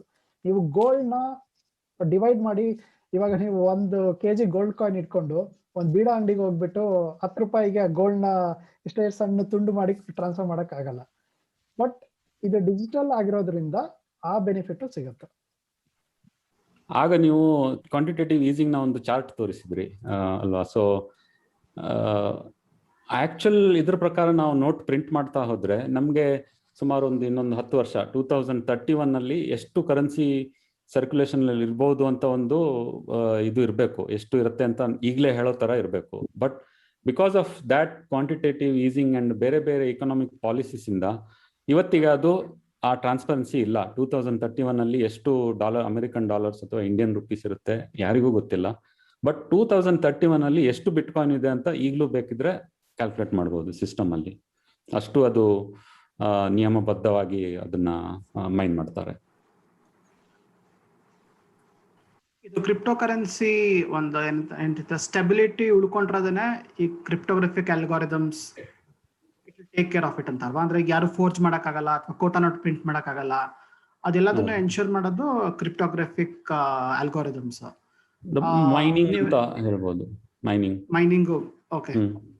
ಅಲ್ಲಿ ಈಗ ಕೆಲವು algorithms may be in future ಅದು it may be rendered absolute. ನೀವು SHA-256 ಹೇಳಿದ್ರ, ಇದಕ್ಕಿಂತ ಮುಂಚೆ SHA-1 ಇತ್ತು which is no longer in use. ಆ ತರ ಆಗೋ ಚಾನ್ಸಸ್ ಇರುತ್ತಲ್ವಾ? ಸೊ ಅದನ್ನ ಹೇಗೆ ಬಿಟ್ಕಾಯಿನ್ ಇಕೋಸಿಸ್ಟಮ್ ಹ್ಯಾಂಡಲ್ ಮಾಡುತ್ತೆ ಅಂದ್ರೆ ಫ್ಯೂಚರ್ ಬರ್ಬೋದಾದ ಪ್ರಾಬ್ಲಮ್ ನ ಹೇಗೆ ಹ್ಯಾಂಡಲ್ ಮಾಡೋದು ಅನ್ನೋದನ್ನ. ಓಕೆ, ಅದನ್ನ ನಾನು ಸ್ವಲ್ಪ ಮೈನಿಂಗ್ ಬಗ್ಗೆ ಹೇಳ್ಬಿಟ್ಟು ಆ ಕ್ವಶನ್ ಆನ್ಸರ್ ಮಾಡ್ತೀನಿ. ಯಾಕಂದ್ರೆ one cannot be explain without the other. So mining ಅನ್ನೊಂದು ಸಿಂಪಲ್ ಆಗಿ ಹೇಳ್ಬೇಕಂದ್ರೆ, ಬಿಟ್ಕಾಯಿನ್ ಅಲ್ಲಿ ಒಂದು 100 ನೋಡ್ಗಳಿರುತ್ತೆ ಅಂತ ಅನ್ಕೊಳ್ಳಿ. ಅಂದ್ರೆ 100 ವ್ಯಕ್ತಿಗಳಿದ್ದು ಅವರು ಬ್ಯಾಂಕರ್ಸ್ ಎಕ್ಸಾಂಪಲ್ ತಗೊಳ್ಳೋಣ. 100 ಬ್ಯಾಂಕರ್ಸ್ ಇದ್ದಾರೆ ಈ ಬಿಟ್ಕಾಯಿನ್ ಸಿಸ್ಟಮ್ ಅಲ್ಲಿ. ಅವ್ರು ಕೂತ್ಕೊಂಡು ಲೆಡ್ಜರ್ ಅಲ್ಲಿ ಟ್ರಾನ್ಸಾಕ್ಷನ್ ಎಲ್ಲ ಒಟ್ಟು ಹಾಕ್ಬಿಟ್ಟು ಅವರ ಒಂದು ಬ್ಲಾಕ್ ಅನ್ನ ಕ್ರಿಯೇಟ್ ಮಾಡ್ತಾರೆ. ಈ ಬ್ಲಾಕ್ ಅನ್ನ ಮತ್ತೆ ಎನ್ಕ್ರಿಪ್ಟ್ ಮಾಡ್ತಾರೆ. ಎನ್ಕ್ರಿಪ್ಟ್ ಮತ್ತೆ SHA-256 ಇದು ಸೈನ್ ಮಾಡ್ತಾರೆ. ಸೊ ಆವಾಗ ಒಂದು 256 ಈ ಬಿಟ್ನ ಒಂದು ನಂಬರ್ ಬರುತ್ತೆ. ಅದು ಒಂದು ಫಾರ್ ಎಕ್ಸಾಂಪಲ್ 1 2 3 4 ಅಂತ ಇಟ್ಕೊಳ್ಳೋಣ, just for an example. That is the signature of that block. But ಅದಷ್ಟು ಮಾಡೋದಕ್ಕೆ ಈಗ ಇರುವ ಕಂಪ್ಯೂಟರ್ಗಳಿಗೆ ಅದು ತುಂಬಾ ಸುಲಭ. ಕೆಲವೇ ಸೆಕೆಂಡ್ಗಳಲ್ಲೇ ಅದನ್ನ ಮಾಡಿ ಮುಗಿಸುತ್ತೆ. ಅಂದ್ರೆ 100 ನೋಡ್ಗಳಿದ್ರೆ 100 ನೋಡ್ಗಳು ಅಟ್ ಅ ಟೈಮ್ ಬಂದ್ಬಿಟ್ಟು ಅದನ್ನ ಇದ್ರದ್ದು ಟ್ರಾನ್ಸಾಕ್ಷನ್ ಇದು ಮಾಡ್ಬಿಟ್ಟು 1 2 3 4 ಅಂತ ನಂಬರ್ನ ಪಬ್ಲಿಷ್ ಮಾಡುತ್ತೆ. ಬಟ್ ಬಿಟ್ಕಾಯಿನ್ ಮೈನಿಂಗ್ ಅಲ್ಲಿ ಏನ್ ಮಾಡ್ತಾರೆ ಅಂದ್ರೆ, ಈ ಹ್ಯಾಶ್ ಜೊತೆ ಒಂದು ನಿಯಮಗಳನ್ನು ಹಾಕ್ತಾರೆ. ಆ ಹ್ಯಾಶ್ ಮುಂದೆ 4 0 ಇರಬೇಕು ಅಂತ. ಅಂದ್ರೆ the digital signature should not be 1 2 3 4, it should be 0 0 0 1 2 3 4. So ಆ ಹ್ಯಾಶ್ ಬರೋದಕ್ಕೆ ನೀವು ಯಾವ ಒಂದು ಸಂಖ್ಯೆಯನ್ನು ಆ್ಯಡ್ ಮಾಡಬೇಕು ಅಂತ ಕಂಪ್ಯೂಟರ್ಗಳು ಹುಡುಕ್ಬೇಕಾಗತ್ತೆ. ಅಂದ್ರೆ ನೀವು original transaction plus some number, ಆ ನಂಬರ್ 1000 ಇರ್ಬೋದು, 2315 ಇರಬೇಕು, ಅಥವಾ ಒಂದು ದೊಡ್ಡ ಸಂಖ್ಯೆ ನಾನು ಹೇಳಕ್ಕಾಗೋದಿಲ್ಲ, ಅಷ್ಟು ದೊಡ್ಡ ಸಂಖ್ಯೆನೂ ಇರ್ಬೋದು. ಸೊ ಈ ಕಂಪ್ಯೂಟರ್ಗಳು ನೋಡ್ಗಳು ಅದನ್ನ ಡಿಟರ್ಮಿನ್ ಮಾಡೋಕ್ಕೆ ಟ್ರೈ ಮಾಡುತ್ತೆ. ಲೂಪ್ನಲ್ಲಿ ಹಾಕ್ಬಿಟ್ಟು ಕಂಟಿನ್ಯೂಸ್ ಆಗಿ ಮಾಡಿ ದೆನ್ ಒಂದು ನೋಡಲ್ಲಿ 1 ಅಥವಾ 2 ನೋಡಲ್ಲಿ ಆ ಒಂದು ಆನ್ಸರ್ ಸಿಗ್ಬೋದು. ಇದರ ಸಂಖ್ಯೆ ಅದಕ್ಕೆ ಬುಕ್ಕಲ್ಲಿ ಮ್ಯಾಜಿಕ್ ಸಂಖ್ಯೆ ಅಂತ ಹೇಳಿದ್ದೀನಿ, but it is actually called as nonce. ಅಂದ್ರೆ ನಂಬರ್ ಒನ್ಸ್ ಅಂತ ಹೇಳ್ಕೊಂಡು ಹೇಳ್ತಾರೆ, ನಾನ್ಸ್ ಅಂತ ಹೇಳ್ತಾರೆ. ಸೊ ಮೂಲ ಟ್ರಾನ್ಸಾಕ್ಷನ್ಗೆ ಈ ನಾನ್ಸ್ನ ಆ್ಯಡ್ ಮಾಡಿದ್ರೆ 4 0 ಸ್ಟಾರ್ಟಿಂಗ್ ಅಲ್ಲಿ ಬರುತ್ತೆ ಅಂತ ಪ್ರೂವ್ ಆಗುತ್ತೆ. So that is the proof of work ಅಂತ ಹೇಳ್ತೀವಿ ನಾವು. ಅದನ್ನು ನೀವು ಎಲ್ಲ ನೋಡ್ಗೆ ಟ್ರಾನ್ಸ್ಮಿಟ್ ಮಾಡಿದ್ರೆ ಮಿಕ್ಕಿದ ನೋಡ್ಗಳು ಅದನ್ನ ಸುಲಭವಾಗಿ ವೆರಿಫೈ ಮಾಡುತ್ತೆ. ಈಗ ಒಂದು ಉದಾಹರಣೆ ಕೊಡ್ಬೇಕಂದ್ರೆ, ಇನ್ನೊಂದು ರಿಯಲ್ ಲೈಫ್ ಉದಾಹರಣೆ ಕೊಡ್ಬೇಕಂದ್ರೆ, ಸುಡೋಕು ಪಜಲ್ ಅಂತ ಹಿಡ್ಕೊಳ್ಳೋಣ. ನಾವು 4 ಜನ ಸುಡೋಕು ಪಜಲ್ ಮಾಡ್ತಾ ಇದ್ವಿ, ಸ್ವಲ್ಪ ಟಫ್ ಇರೋ ಸುಡೋಕು ಪಜಲ್. ನಮ್ಗೆ ಅದು ಮಾಡೋದಕ್ಕೆ ಒಂದು 10 ನಿಮಿಷ ಬೇಕಾಗ್ಬೋದು ಅಂತ ಅಂದ್ಕೊಳ್ಳಿ. ಸೊ 10 ನಿಮಿಷ ನಾವು ಟೈಮ್ ಸ್ಪೆಂಡ್ ಮಾಡಿ ಅದನ್ನ ಆ ಸುಡೋಕುನ ಸಾಲ್ವ್ ಮಾಡ್ತೀವಿ ಅಂಡ್ ಎಲ್ಲರಿಗೂ ತೋರಿಸ್ತೀವಿ. 3 ಜನಕ್ಕೂ ಯಾರು ಗೆಲ್ತಾರೆ ಅವರು ಓಕೆ ನಂದಾಯ್ತು ಅಂತ ಬಿಟ್ಟು, ನೀವು ಬಂದ್ಬಿಟ್ಟು ಅದನ್ನ 10 ಸೆಕೆಂಡಲ್ಲಿ ಅದನ್ನ ವೆರಿಫೈ ಮಾಡ್ಬೋದು ಅಲ್ವಾ? ಸೊ ಪ್ರತಿ ರೋನಲ್ಲಿ 1 2 3 4, ಪ್ರತಿ ಸ್ಕ್ವೇರ್ ಅಲ್ಲಿ 1 2 3 4, ಪ್ರತಿ ಕಾಲಮ್ ನಲ್ಲಿ 1. So it's very easy to verify but difficult to solve. So ಅದೇ ತರ ಒಂದು ಸ್ವಲ್ಪ ಪ್ರಿನ್ಸಿಪಲ್ನ ಇದರಲ್ಲಿ ಮೈನಿಂಗ್ ಅಲ್ಲಿ ಬಳಸಿದ್ದಾರೆ. ಅಂದ್ರೆ ಪ್ರತಿ ಕಂಪ್ಯೂಟರು ಸುಮ್ಮನೆ ಆ ನಂಬರ್ನ ಗೆಸ್ ಮಾಡೋಕ್ಕಾಗೋದಿಲ್ಲ. ಗೆಸ್ ಮಾಡಿದ್ರು ಅದರ ಪ್ರಾಬಬಿಲಿಟಿ ತುಂಬಾನೇ ಕಡಿಮೆ ಇರುತ್ತೆ. So they have to work, they have to put their energy behind hash rate ಅಂತಾನು ಹೇಳ್ತಾರೆ ಅದಕ್ಕೆ. ಅದನ್ನ ಇದು ಮಾಡಿಬಿಟ್ಟು ಅದರ ನಂಬರ್ ಎಷ್ಟು ಅಂತ ಡಿಟರ್ಮಿನ್ ಮಾಡಬೇಕಾಗತ್ತೆ. So that is the thing which holds the value for the mining. ಅದನ್ನು ನೀವು ಸುಮ್ಮನೆ ತೆಗೆದು ಬಿಟ್ರೆ it becomes like any other system, any other wallet. ರಪ್ ಅಂತ ಟ್ರಾನ್ಸಾಕ್ಷನ್ ಮಾಡಿ ಆದರೆ ನೀವು ಅಷ್ಟೇ ಸುಲಭವಾಗಿ ಅದನ್ನ ಹ್ಯಾಕ್ ಕೂಡ ಮಾಡ್ಬೋದು. ಈಗ ಈ ಒಂದು ಸಿದ್ಧಾಂತ ಇರೋದ್ರಿಂದ ಅಂದ್ರೆ ಪ್ರತಿಯೊಂದು ಬ್ಲಾಕ್ 10 ನಿಮಿಷ ಬೇಕಾಗುತ್ತೆ ನಿಮ್ಗೆ ಮೈನ್ ಮಾಡೋದಕ್ಕೆ. ಸೊ ಒಂದು ಬ್ಲಾಕ್ ಬರುತ್ತೆ, ನೆಕ್ಸ್ಟ್ ಅದರ ನೆಕ್ಸ್ಟ್ ಬ್ಲಾಕ್ ಬಂದಾಗ ಈ ಬ್ಲಾಕ್ಗೂ ಆ ಬ್ಲಾಕ್ಗೂ ಒಂದು ರಿಲೇಷನ್ ಇರುತ್ತೆ. ಅದು ಸುಮ್ಮನೆ ಗಾಳಿಯಲ್ಲಿ ಇರಲ್ಲ, ಒಂಥರ ಕೊಂಡಿಗಳು ಇರ್ತಾರ, ಬ್ಲಾಕ್ ಚೈನ್ ಸರಪಳಿ ಇದ್ದ ಹಾಗೆ ಆ ಬ್ಲಾಕ್ಗಳು ಇರುತ್ತೆ. ಸೊ ಯಾರಾದ್ರೂ ಈಗ ಈ ಸಿಸ್ಟಮ್ನ ಹ್ಯಾಕ್ ಮಾಡಬೇಕು ಅಂದ್ರೆ ಯಾವುದೋ ಒಂದು ಬ್ಲಾಕ್ಗೆ ಹೋಗಿ ಒಂದು ಫಾಲ್ಸ್ ಡೇಟಾ, ಒಂದು ಫೋರ್ಜರಿ ಮಾಡಬೇಕು ಅಂತ ಹೇಳ್ಕೊಳ್ಳಿ. ಆಗ ಆ ಮನುಷ್ಯ ಅಥವಾ ಆ ನೋಡ್ ಆ ಫುಲ್ ಬ್ಲಾಕನ್ನ ಮೈನ್ ಮಾಡಬೇಕಾಗುತ್ತೆ. ಯಾಕಂದ್ರೆ ನೀವು ಹೊಸ ಡೇಟಾ ಹಾಕಿದಾಗ ಅದರ ಸಿಗ್ನೇಚರ್ ಚೇಂಜ್ ಆಗುತ್ತೆ. ಆ ಸಿಗ್ನೇಚರ್ಗೆ ಯಾವ ನಂಬರ್ ಸೂಟ್ ಆಗುತ್ತೆ ಅಂತ ಹುಡುಕ್ಬೇಕಾಗತ್ತೆ, ಸರಿನಾ? ಸೊ ಆ ನಂಬರ್ ಹುಡುಕೋಕ್ಕೆ 10 ನಿಮಿಷ ಬೇಕಾಗುತ್ತೆ. ಅಟ್ಲೀಸ್ಟ್ ಆಸ್ ಆಫ್ ನೌ ಅಂತ ಒಂದು ಟೆಕ್ನಾಲಜಿ ಬಂದಿಲ್ಲ that you can do it in nanoseconds. So ಅಷ್ಟು ಟೈಮಲ್ಲಿ ಒಂದು ಉದಾಹರಣೆ ಇವಾಗ ತಾನೇ ನೆನಪಾಯ್ತು, ಹೇಳ್ಬಿಡ್ತೀನಿ. ಹೆಂಗೆ ಇವಾಗ 10 ಜನ ಕಳ್ಳರಿದ್ದಾರೆ ಅಂತ ತಿಳ್ಕೊಳ್ಳಿ. 10 ಜನ ಏನೋ ಒಂದು ಡಕಾಯ್ತಿನೋ ಏನೋ ಕೊಲೆನೋ ಏನೋ ಮಾಡಿದಾರೆ, ಕ್ರೈಮ್. ಆ 10 ಜನನ ಬೇರೆ ಬೇರೆ ಸೆಲ್ಲಲ್ಲಿ ಇಡ್ತಾರೆ. ಇಟ್ಬಿಟ್ಟು ಪೊಲೀಸ್ ಇನ್ವೆಸ್ಟಿಗೇಟ್ ಮಾಡಕ್ ಬರ್ತಾರೆ. ಸೊ ಅವಾಗ ನಿಜ ಹೊರಗೆ ಬಂದೇ ಬರುತ್ತೆ. ಯಾಕೆ ಅಂತಂದ್ರೆ ಆ 10 ಜನಕ್ಕೆ ಸತ್ಯ ಏನು ಅಂತ ಗೊತ್ತು, ಆದ್ರೆ ಸುಳ್ಳು ಒಬ್ಬೊಬ್ನು ಒಂದೊಂದು ಸುಳ್ಳು ಹೇಳ್ತಾನೆ. ಸೊ ನೀವು 10 ಜನ ಸಪ್ರೇಟ್ ಇಟ್ಬಿಟ್ಟು ಎಲ್ಲರಿಗೂ ಏನಾಯ್ತು ಅಂತ ಕೇಳ್ಕೊಂತ ಬಂದ್ರೆ ಅದ್ರಲ್ಲಿ ಎಲ್ಲಾರು ಕಾಮನ್ ಇರೋದು ಮಾತ್ರ ಸತ್ಯ, ಇನ್ನುಳಿದಿದ್ದು ಸುಳ್ಳು. ಸೊ ಹಿಂಗೇನೆ ವರ್ಕ್ ಆಗೋದು. ಆ ತರ ವರ್ಕ್ ಆಗುತ್ತೆ. ಒಳ್ಳೆ ಎಕ್ಸಾಂಪಲ್. ಸೊ ಹಾಗಾಗಿ ಇದನ್ನ ನೀವು ಎಷ್ಟು 30 ನಿಮಿಷ ಅಂತ ಹೇಳಿದ್ನಲ್ಲ ನಾನು ಆಗ, ಟ್ರಾನ್ಸಾಕ್ಷನ್ ಇದು ಕನ್ಫರ್ಮ್ ಆಗೋದಕ್ಕೆ. ಅದು ಯಾಕಂದ್ರೆ 10 ನಿಮಿಷ ಒಂದು ಬ್ಲಾಕು, 2 ಬ್ಲಾಕು. ನೀವು ರೀಸೆಂಟ್ ಬ್ಲಾಕ್ ಇಂದ 3 ಬ್ಲಾಕ್ ತನಕ ಹಿಂದೆ ಹೋಗಿ ಅದನ್ನ ಹ್ಯಾಕ್ ಮಾಡೋದಕ್ಕೆ ಸಾಧ್ಯನೇ ಇಲ್ಲ. ಯಾಕಂದ್ರೆ ನೀವು 10 ನಿಮಿಷ ಒಂದು ಬ್ಲಾಕ್ ಆದ್ರೆ 30 ನಿಮಿಷ ನಿಮ್ಗೆ ನಿಮ್ಮ ಹ್ಯಾಕ್ ಮಾಡಿ ಹೊಸ ಡೇಟಾ ಹಾಕ್ಲಿಕ್ಕೆ 30 ನಿಮಿಷ ಬೇಕಾಗುತ್ತೆ. ಅಷ್ಟರಲ್ಲಿ ಉಳಿದ ನೋಡ್ಗಳು ಇನ್ನೂ 3 ಬ್ಲಾಕ್ ಪ್ರಿಪೇರ್ ಮಾಡಿರುತ್ತೆ. ಸೊ ಅದನ್ನ ನೀವು ಮೈನ್ ಮಾಡಬೇಕು. So you won't be able to catch up with ಇದು. ಹಾಗಾಗಿ bitcoin core blockchain ಇದೆಯಲ್ಲ, ಅದು ಹ್ಯಾಕೇ ಆಗಿಲ್ಲ ಇನ್ 13 years ಆಫ್ ಇದು ಹಿಸ್ಟ್ರಿ. ಕೆಲವೆಲ್ಲ ಕಳ್ತನ ಅದೆಲ್ಲ ಆಗಿರೋದು ಅದು ಪೆರಿಫರಲ್ ಸಿಸ್ಟಮ್ಸ್ ಅಂತ ಹೇಳ್ಬಹುದು. ವಾಲೆಟ್ ನಲ್ಲಿ for example somebody may hack into your wallet and take, so that you cannot avoid. But central bitcoin ಅಲ್ಲಿ ಇದುವರೆಗೂ ಏನು ಕಳ್ತನ ಅಥವಾ ಹ್ಯಾಕಿಂಗ್ ಆಗಿಲ್ಲ. ಸೊ ನಾನು ಈ ನಿಮ್ಮ ಪ್ರಶ್ನೆ ಮತ್ಬಿಟ್ಟೆ, ಇಷ್ಟೊಂದು ಎಕ್ಸ್ಪ್ಲೈನ್ ಮಾಡೋದು ಏನು ಅಂದ್ರೆ ಅದೇ ಈಗ ಫ್ಯೂಚರ್ ಅಲ್ಲಿ ಕಂಪ್ಯೂಟರ್ಸ್ ಇನ್ನೂ ಪವರ್ಫುಲ್ ಆಗಿ ಹ್ಯಾಶಿಂಗ್ ನ ಇದ್ ಮಾಡಕ್ ಬಂದ್ರೆ ಅಂತ. ಬಟ್ ಅದು ಸಾಧ್ಯ ಇದೆ. ಇವಾಗ ಕೆಲವೊಬ್ರು ಹೇಳ್ತಾರೆ ಕ್ವಾಂಟಮ್ ಕಂಪ್ಯೂಟಿಂಗ್ ಬಂದ್ರೆ ಅವಾಗ ಕ್ರಿಪ್ಟೋಗ್ರಫಿ, ಇವಾಗಿರೋ ಕ್ರಿಪ್ಟೋಗ್ರಫಿ ಫೇಲ್ ಆಗುತ್ತೆ ಅಂತ. ಬಟ್ ಅದು ಇನ್ನೂ ಪ್ರೂವ್ ಆಗಿಲ್ಲ. ಅದು ಈಗ ಗೊತ್ತಿರೋ ಡಿಫಿಕಲ್ಟಿ ಲೆವೆಲ್ ಅಂತ ಇರುತ್ತೆ. ಅದು ಕಾನ್ಸ್ಟೆಂಟ್ಲಿ ಅಡ್ಜಸ್ಟ್ ಆಗ್ತಾ ಇರುತ್ತೆ. ಫಾರ್ ಎಕ್ಸಾಂಪಲ್ ನೀವು ಇವತ್ತು ಇರೋ ಡಿಫಿಕಲ್ಟಿ ಲೆವೆಲ್ ಇಷ್ಟು ಲೆವೆಲ್ ಅಲ್ಲಿ 2009 ಅಲ್ಲಿ ಇರ್ಲಿಲ್ಲ. 2009 ಅಲ್ಲಿ ತುಂಬಾ ಸುಲಭ ಇತ್ತು. ಕಂಪ್ಯೂಟಿಂಗ್ ಪವರ್ ಜಾಸ್ತಿ ಆದಾಗೆ, because it is well consensus based application, ಎಲ್ಲರೂ ಒಪ್ತಾರೆ ಈಗ ಕಂಪ್ಯೂಟಿಂಗ್ ಪವರ್ ಜಾಸ್ತಿ ಆಗಿದೆ. ಸೊ 4 0 ಬದಲು 16 0 ಬರಬೇಕು ಅಂತ ಡಿಫಿಕಲ್ಟಿ ಸೆಟ್ ಮಾಡ್ತಾರೆ. ಸೊ ಆವಾಗ ಅದು ಆಫ್ಸೆಟ್ ಆಗುತ್ತೆ. ನಿಮ್ಗೆ ಬಂದಿರೋ ಹೆಚ್ಚು computing power will be use to find even a bigger number. So only one case ಇದು ಬ್ರೇಕ್ ಆಗ್ಬೋದು ಯಾವಾಗ ಅಂದ್ರೆ, ಯಾರಾದ್ರೂ ಈಗ ಒಂದು ಪಬ್ಲಿಕ್ ಕೀ ನೋಡ್ಬಿಟ್ಟು ಅದರ ಪ್ರೈವೇಟ್ ಕೀ ಏನು ಅಂತ ಗೆಸ್ ಮಾಡೋ ಒಂದು ಟೆಕ್ನಾಲಜಿ ಏನಾದ್ರು ಬಂದ್ರೆ then the whole system will collapse.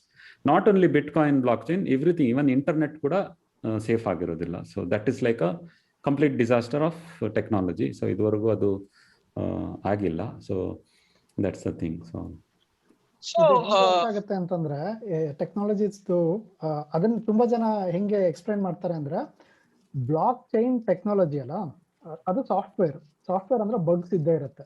ಇವಾಗ ಗೂಗಲ್, ಫೇಸ್ಬುಕ್, ಮೈಕ್ರೋಸಾಫ್ಟ್ ಅಂತ ಕಂಪ್ನಿನಲ್ಲೂ ಅವ್ರು ಬರೆಯೋ ಕೋಡ್ ಅಲ್ಲಿ ಬಗ್ಸ್ ಇದ್ದೇ ಇರುತ್ತೆ. ಅವ್ರು ಹೆಂಗೆ ಸಾಲ್ವ್ ಮಾಡ್ತಾರೆ ಅದನ್ನ, ಒಂದು ಇಂಟರ್ನಲ್ ಆಡಿಟ್ ಎಲ್ಲ ಮಾಡ್ತಾರೆ, ಕೋಡ್ ಕ್ವಾಲಿಟಿ ಎಲ್ಲ ಮಾಡ್ತಾರೆ. ಅದೆಲ್ಲ ಮಾಡಿ ಕೂಡ ಬಗ್ ಬೌಂಟಿ ಅಂತ ಒಂದು ಪ್ರೋಗ್ರಾಮ್ ಮಾಡ್ತಾರೆ. ಏನು ಅಂತಂದ್ರೆ, ನೀವೇನಾದ್ರೂ ಬಗ್ ಹುಡುಕಿದ್ರೆ ನಿಮಗೆ ನಾವು ದುಡ್ಡು ಕೊಡ್ತೀವಿ ಅಂತ ಕಂಪನಿ ಹೇಳುತ್ತೆ. ಇವಾಗ ಒಂದು ಬಗ್ ಬೌಂಟಿಗೆ ನಿಮಗೆ 50,000 ರೂಪಾಯಿ, 1 ಲಕ್ಷ ರೂಪಾಯಿ ಕೊಡ್ತೀವಿ ನೀವೇನಾದ್ರೂ ಹುಡುಕಿ ಹೇಳಿದ್ರೆ ನಮಗೆ. ಅದು ವೈಟ್ ಹ್ಯಾಕರ್ಸ್ ಅಂತ ಇದಾರೆ, ವೈಟ್ ಹ್ಯಾಟ್ ಹ್ಯಾಕರ್ಸ್ ಅಂತ. ಅವರು ಇಂಥದನ್ನ ಮಾಡಿ ಅವ್ರ ಕಂಪ್ನಿಗೆ ತೋರಿಸ್ತಾರೆ, ಅವ್ರ ಬಗ್ ಫಿಕ್ಸ್ ಮಾಡಿ ದುಡ್ಡು ಕೊಡ್ತಾರೆ. ಸೊ ಆ ಸತೋಶಿ ನಾಕಮೋಟೋ ಒಬ್ಬ ಮನುಷ್ಯ ಅಥವಾ ಗ್ರೂಪ್ ಎಷ್ಟು ಜೀನಿಯಸ್ಗಳು ಅಂದ್ರೆ, bitcoin killer app, blockchain ಸೆಕ್ಯೂರಿಟಿನ ಮೇಂಟೈನ್ ಮಾಡೋದಕ್ಕೆ bitcoin is the killer app. ಇಲ್ಲಿ ಹೆಂಗೆ ಅಂದ್ರೆ, ನಿಮಗೇನಾದ್ರೂ ಗೊತ್ತಾದ್ರೆ ಬಗ್, ನೀವು ಶ್ರೀಮಂತರಾಗ್ಬಿಡ್ಬೋದು. ಯಾಕಂದ್ರೆ ಯು ನೋ ದ ಬಗ್. ಆ ಬಿಟ್ಕಾಯಿನ್ ವ್ಯಾಲ್ಯೂ ಅಷ್ಟಿದೆ. ಇವಾಗ ಒಂದು ಬಿಟ್ಕಾಯಿನ್ ಹೆಂಗ್ ಕದಿಯೋದು ಅಂತ ಗೊತ್ತಾದ್ರೆ ನಿಮಗೆ 42 ಲಕ್ಷ ರೂಪಾಯಿ ಬರುತ್ತೆ. Like the biggest bug bounty program ಅದು. ಸೊ ಹಂಗಾಗಿ ಆ ಗೇಮ್ ಥಿಯರಿನೇ ಅದನ್ನ ಪ್ರೊಟೆಕ್ಟ್ ಮಾಡುತ್ತೆ. ಇದೊಂಥರ ನಾವು ನಮ್ಮ ಪುರಾಣಗಳಲ್ಲಿ ಇರೋದಲ್ಲ, ಸಂಪತ್ತನ್ನ ಕಾಯೋದಕ್ಕೊಂದು ಸರ್ಪ ಸುತ್ತುತ್ತಾ ಇರುತ್ತೆ ಅಂತ, ಸರ್ಪಗಾವಲು ಅಂತ. ಸೊ ಹಂಗೆ bitcoin is the one that is protecting blockchain technology. So ಇದುವರೆಗೂ ಹ್ಯಾಕ್ ಆಗಿಲ್ಲ. ಆಮೇಲೆ ಇನ್ನು ಮುಂದೆ ಹ್ಯಾಕ್ ಮಾಡೋ ಪ್ರಯತ್ನ ನಡೀತಾ ಇಲ್ಲ ಅಂತಲ್ಲ, ಯಾಕಂದ್ರೆ ಅಷ್ಟು ವ್ಯಾಲ್ಯೂ ಇದೆ ಅಂತಂದ್ರೆ ಜನ ಪ್ರಯತ್ನ ಪಡ್ತಾನೆ ಇದ್ದಾರೆ, ಆದ್ರೆ ಅದು ಆಗಿಲ್ಲ ಇದುವರೆಗೂ. ಒಂದ್ ಕ್ವೆಶನ್ ಇದೆ, ಅಂದ್ರೆ ಇವಾಗ ಸುಪ್ರೀತ್ ಇದನ್ನ ಬಂಗಾರ ಅಂತ ಕಂಪೇರ್ ಮಾಡಿದ್ರು, ಮತ್ತೆ ಇದು ಬಂಗಾರ ಆಯ್ತು ಅಂದ್ರೆ ಇದಕ್ಕೂ ಏರಿಳಿತ ಆಗತ್ತೆ ಅಲ್ವಾ ಪ್ರೈಸ್? ನಾನು ಕೆಲ್ಸಲ್ಲಿ ಓದಿದೆ, ಬಿಟ್ಕಾಯಿನ್ ಪ್ರೈಸ್ ಕೊಲ್ಯಾಪ್ಸ್ ಆಯ್ತು ಅಂತ, ಆಮೇಲೆ ಸಡನ್ ಆಗಿ ಮತ್ತೆ ಇನ್ಕ್ರೀಸ್ ಆಯ್ತು. ಇದಕ್ಕೆ ಕಾರಣ ಏನು? ಅಪ್ ಅಂಡ್ ಡೌನ್ ಆಗಕ್ಕೆ ಇದ್ರ ಕಾರಣ ಏನು? ಮತ್ತೆ ಡೌನ್ ಇರ್ಬೇಕಾರೆ ಹೆಂಗ್ ತಗೋಬೇಕು, ಅಪ್ ಇರ್ಬೇಕಾರೆ ಹೆಂಗೆ ಮಾರ್ಬೇಕು ಅಂತ ಏನಾದ್ರು ಒಂದು ಸೀಕ್ರೆಟ್ ಟ್ರಿಕ್ ಇದ್ರೆ ಹೇಳಿ. 100 ರೂಪಾಯಿಗೆ ಬಿಟ್ಕಾಯಿನ್ ಮಾರ್ತಾರಂತೆ, ಅದನ್ನು ಟ್ರೈ ಮಾಡೋಣ. ಇದು ಸಿಂಪಲ್, ಇದು ಸ್ಟಾಕ್ ಮಾರ್ಕೆಟ್ ಪ್ರಿನ್ಸಿಪಲ್ ತರಾನೇ ವರ್ಕ್ ಆಗುತ್ತೆ. ಅಪ್ಸ್ ಡೌನ್, ಸ್ಟಾಕ್ ಮಾರ್ಕೆಟ್ಗಿಂತ ಇನ್ನೂ ಹೆಚ್ಚು ವಾಲಟೈಲ್ ಇರುತ್ತೆ ಇದರಲ್ಲಿ, ups and downs. It is again demand and supply only which ಇದು ಅದರ ವ್ಯಾಲ್ಯೂ ಎಷ್ಟು ಅಂತ ಡಿಸೈಡ್ ಮಾಡೋದು, ನ್ಯೂಮರೇಟರ್ ಡಿನಾಮಿನೇಟರ್. ಸೊ ನ್ಯೂಮರೇಟರಲ್ಲಿ ಜಾಸ್ತಿ ಜನ ಇದನ್ನು ಕೊಂಡ್ಕೊಳ್ಳಕ್ ಬಂದ್ರೆ ದೆನ್ ಅದರ ಬೆಲೆ ಜಾಸ್ತಿ ಆಗುತ್ತೆ. ಅಥವಾ ಯಾರಾದ್ರೂ ಒಂದು ಸ್ಟೇಟ್ಮೆಂಟ್, ಈಗ ಇಲಾನ್ ಮಸ್ಕ್ ಈಗ ಇಷ್ಟು 42 ಲಕ್ಷ ಆಗೋದಕ್ಕೆ ಕಾರಣ ಇಲಾನ್ ಮಸ್ಕ್ ಮತ್ತೆ ಇನ್ನು ಕೆಲವು financial institutes who are saying no to bitcoin ಈಗ ಸ್ವಲ್ಪ ಅದ್ರ ಕಡೆ ನೋಡಿ ಅದರ ಸರ್ವಿಸಸ್ ಕೊಡಕ್ಕೆ ಸ್ಟಾರ್ಟ್ ಮಾಡಿದ್ದಾರೆ.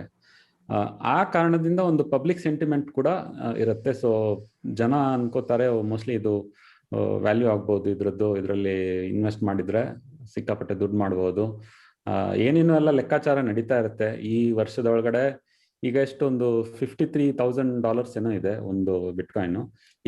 ಇಯರ್ ಎಂಡ್ ಅಲ್ಲಿ 100,000 1 ಮಿಲಿಯನ್ ಆಗತ್ತೆ ಅಂತ ಹೇಳ್ತಾರೆ. But it's all speculations, don't ನನ್ನ ಹೇಳಿಕೆಯ ಮೇಲೆ ಏನು ಇದು ಮಾಡ್ಕೋಬೇಡಿ. So again it is just speculative. ಯಾರು ಎಷ್ಟು ಯಾವಾಗ ಇದು ಮಾಡ್ತಾರೆ. ಅದೇ ತರ ಇಲಾನ್ ಮಸ್ಕ್ ಈಗ ಇವತ್ತು ತನ್ನ ಬಿಟ್ಕಾಯಿನ್ ಎಲ್ಲ ಮಾರಿಬಿಟ್ರೆ ನಾಳೆ ಫುಲ್ ಕ್ರಾಶ್ ಆಗುತ್ತೆ market, because people will think ಇದು ಇದಾಗಿದೆ, ಎಲ್ಲರೂ ಮಾರಕ್ ಹೋಗ್ತಾರೆ. So then it collapses. So ಆ ಕಾರಣದಿಂದ it's a very volatile market. ಇದನ್ನ ಒಂದು ಕಂಪ್ಲೀಟ್ ಒಂದು ಬೇರೆ ಸಿಸ್ಟಮ್ಗೆ ಕನ್ವರ್ಟ್ ಮಾಡೋದೇ ಇರೋ ತರ, ಅಂದ್ರೆ ರೂಪಾಯಿ ಡಾಲರ್ಗೆ ಕನ್ವರ್ಟ್ ಮಾಡದೆ ಇದು ಕೇವಲ ಒಂದು ಬಿಟ್ಕಾಯಿನ್, 1 ಬಿಟ್ಕಾಯಿನ್ ಇಸ್ 1 ಬಿಟ್ಕಾಯಿನ್ ಅಂತಾನೆ ಒಂದು ಸಿಸ್ಟಮ್ ಮಾಡಿದ್ರೆ ಆಗ ಈ ಒಂದು ಸಮಸ್ಯೆ ಇರೋದಿಲ್ಲ. ಒಂದು ವಸ್ತುವಿನ ವ್ಯಾಲ್ಯೂ ಎಷ್ಟು ಬಿಟ್ಕಾಯಿನ್ ಇತ್ತು ಅಷ್ಟೇ ಬಿಟ್ಕಾಯಿನ್ ಕೆಲವು ವರ್ಷ ನಂತರ ಕೂಡ ಇರುತ್ತೆ. ಸೊ ಬಿಟ್ಕಾಯಿನ್ ಕಾಂಟ್ರವರ್ಷಿಯಲ್ ಅಂತ ನೀವು ಇನಿಷಿಯಲಿ ಹೇಳಿದ್ರಿ, ಅದಕ್ಕೋಸ್ಕರ ಬುಕ್ ಪಬ್ಲಿಷ್ ಮಾಡೋದನ್ನು ಸ್ವಲ್ಪ ಹಿಂದೆ ಮುಂದೆ ನೋಡಿದೆ ಅಂತ ಹೇಳಿದ್ರಲ್ವಾ, ಅದ್ರ ಬಗ್ಗೆ ಒಂಚೂರು ಮಾತಾಡೋಣ. ಅಂದ್ರೆ ಜನರಿಗೆ, ತುಂಬಾ ಕಾಮನ್ ಜನರಿಗೆ ಏನ್ ಗೊತ್ತು ಬಿಟ್ಕಾಯಿನ್ ಬಗ್ಗೆ, ಅದು ಯಾಕೆ ಹಂಗಿದೆ, ಅದು ಇನ್ನೊಂದ್ ಸ್ವಲ್ಪ ಡಿಸ್ಕಸ್ ಮಾಡ್ಬೋದು. ನಾನು ನನ್ನ ಸರ್ಕಲ್ ಅಲ್ಲಿ ನೋಡಿರೋರಿಗೆ ಒಂದು ಹ್ಯಾಕ್ ಆಗತ್ತಲ್ಲ, ಈ ತರ ಏನಾದ್ರು ಈ ವಾನಕ್ರೈ ಆದಂಗೆನೆ ಹ್ಯಾಕಿಂಗ್ ಆದವರು ಹ್ಯಾಕರ್ಸ್ ನಮಗೆ ಬಿಟ್ಕಾಯಿನ್ ಅಲ್ಲಿ ದುಡ್ಡು ಕೊಡಿ ಅಂತ ಕೇಳ್ತಾರೆ ಅಂತ. ಇನ್ನೊಂದು ಇಂಡಿಯಾದಲ್ಲಿ ಒಂದು ಕೇಸ್ ಆಗಿತ್ತು, ಏನೋ ಕಿಡ್ನಾಪಿಂಗ್ ಕೇಸ್, ಅದ್ರಲ್ಲಿ ಕಿಡ್ನಾಪರ್ಸ್ ನಮಗೆ ಇಷ್ಟು ಬಿಟ್ಕಾಯಿನ್ ಟ್ರಾನ್ಸ್ಫರ್ ಮಾಡಿ ಅಂತ ಹೇಳಿದ್ರು ಅಂತ. ಸೊ ಮೋಸ್ಟ್ಲಿ ಅದ್ರ ಬಗ್ಗೆ ಮಾತಾಡ್ಬೋದು ಅಂತ. ಹೌದು. ಸೊ ಅನ್ಫಾರ್ಚುನೇಟ್ಲಿ ಮನುಷ್ಯ ಒಂದು ಎಷ್ಟೇ ಒಂದು ಒಳ್ಳೆ ಇನ್ವೆನ್ಷನ್ ಮಾಡಿದ್ರು ಅದರ ಫಸ್ಟ್ ಬಳಕೆ ಅಥವಾ ಫಸ್ಟ್ ಅದರದ್ದು ಅದು ನೊಟೋರಿಯಸ್ ಆಗೋದು ಒಂದು ಕೆಟ್ಟ ಒಂದು ಇದರಿಂದ. ಆಕ್ಚುಲಿ ಸ್ಟಾರ್ಟಿಂಗ್ ಅಲ್ಲಿ ಇಂಟರ್ನೆಟ್ ಬಂದಾಗ ನಿಮ್ಗೆ ಅದು ಯಾತಕ್ಕೆ ಬಳಸ್ತಾ ಇದ್ದಾರೆ ಅಂತ ನಿಮ್ಗೆ ಗೊತ್ತಿರ್ಬೋದು. ಅದನ್ನ first internet was used mostly for ಪೊರ್ನೋಗ್ರಫಿ.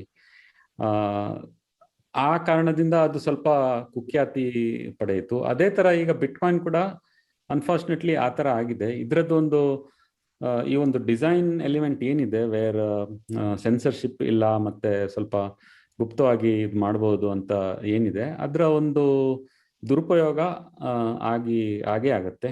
ಆಮೇಲೆ ಆ ದುರುಪಯೋಗ ಆದಾಗ ಅದೇ ಲೈಮ್ ಲೈಟ್ಗೆ ಬರುತ್ತೆ. ಈಗ ಒಂದು ಬಿಟ್ಕಾಯಿನ್ ಮೇಲೆ ಕಿಡ್ನಾಪ್ ಏನಾದರೂ ಆಗ್ತಾ ಇದೆ, ಮುಂದೆ ಆದಾಗಲೂ ಅದು ಮೈನ್ ಸ್ಟ್ರೀಮ್ ನ್ಯೂಸ್ ಅಲ್ಲಿ ಸ್ವಲ್ಪ ಜಾಸ್ತಿ ಒತ್ತು ಕೊಟ್ಟು ಅದಕ್ಕೆ ಪ್ರೆಸ್ ಮಾಡ್ತಾರೆ. But at the same time dollar rupees ಬಳಸ್ಬಿಟ್ಟು ಎಷ್ಟೊಂದು ಕ್ರೈಮ್ಗಳು ಆಗಿವೆ. ಸೊ ಅದೆಲ್ಲ ಸ್ವಲ್ಪ ಅಷ್ಟು ಸೆನ್ಸೇಷನಲ್ ನ್ಯೂಸ್ ಆಗಿರಲ್ಲ. ಸೊ ಆ ಕಾರಣದಿಂದ ಅದು ದಬ್ಬಿ ಹೋಗುತ್ತೆ. ಸೊ ನೀವು ಒಂದು ಹೊಸ ಸಿಸ್ಟಮ್ ಬಗ್ಗೆ ನೀವು ಕೆಟ್ಟ ನ್ಯೂಸನ್ನೇ ಕೇಳ್ತಾ ಇದ್ರೆ ನಿಮ್ಗೆ ಅದರ ಬಗ್ಗೆ ಒಂದು ಕೆಟ್ಟ ಅಭಿಪ್ರಾಯ ಸೆಟ್ ಆಗಿ ಹೋಗುತ್ತೆ.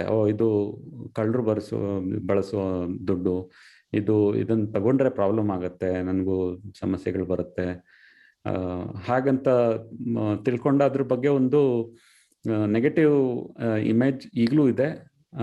ಅದು ಯಾವಾಗ ಸರಿ ಹೋಗುತ್ತೋ ನನಗೂ ಗೊತ್ತಿಲ್ಲ.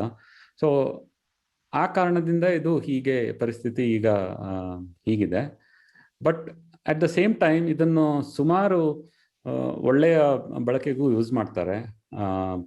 ಕೆಲವು ಕಂಟ್ರೀಸಲ್ಲಿ ತುಂಬಾ ಪ್ರಾಮಿನೆಂಟ್ ಆಗಿ ಯೂಸ್ ಮಾಡ್ತಾರೆ. ನಾನು ಹೇಳಿದ ಈ ಕೆನ್ಯಾ, ವೆನಿಜುವೆಲಾ ಎಲ್ಲ ವೇರ್ ಎಕಾನಮೀಸ್ ಕೊಲ್ಯಾಪ್ಸ್ಡ್, ಅಲ್ಲಿ ಬಿಟ್ಕಾಯಿನ್ ಅಥವಾ US$ ಮೇಲೆನೆ ಜಾಸ್ತಿ, ಅಲ್ಲಿನ ಲೋಕಲ್ ಕರೆನ್ಸಿಗಿಂತ ಈ ತರ ಕರೆನ್ಸಿ ಮೇಲೆ ಇದು ಮಾಡ್ತಾರೆ. So it has its positives, but because of human nature ನಾವು ಅದನ್ನ ಇದಕ್ಕೂ ಬಳಸ್ತೀವಿ, ಮತ್ತೆ ಅದನ್ನೇ ನಾವು ಜಾಸ್ತಿ ಲೆನ್ಸ್ ಇಟ್ಬಿಟ್ಟು ನೋಡಿ ಅದರ ಒಂದು we come to a conclusion that it is a bad thing ಅಂತ ಹೇಳ್ಕೊಂಡು.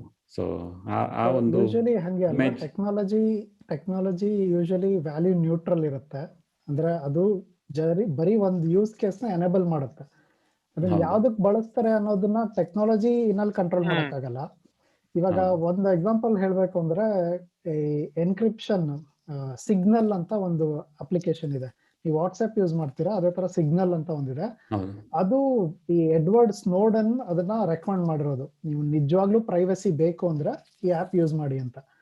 ಬಟ್ ಸಿಗ್ನಲ್ ಆಪ್ ನ ಡ್ರಗ್ ಡೀಲರ್ಸ್ ಯೂಸ್ ಮಾಡ್ತಾರೆ, ಗ್ಯಾಂಗ್ಗಳು, ಕ್ರೈಮ್ ನೆಟ್ವರ್ಕ್ಗಳವರು ಯೂಸ್ ಮಾಡ್ತಾರೆ. ಯಾಕಂದ್ರೆ ಅವರಿಗೆ ಪೊಲೀಸಿಂದ ಪ್ರೈವಸಿ ಬೇಕು, ಅವರು ಕ್ರಿಮಿನಲ್ ಆಕ್ಟಿವಿಟಿ ನಡೆಸ್ತಿದ್ದಾರೆ, ಅದಕ್ಕೆ ಅವ್ರಿಗೆ ಪ್ರೈವಸಿ ಬೇಕು.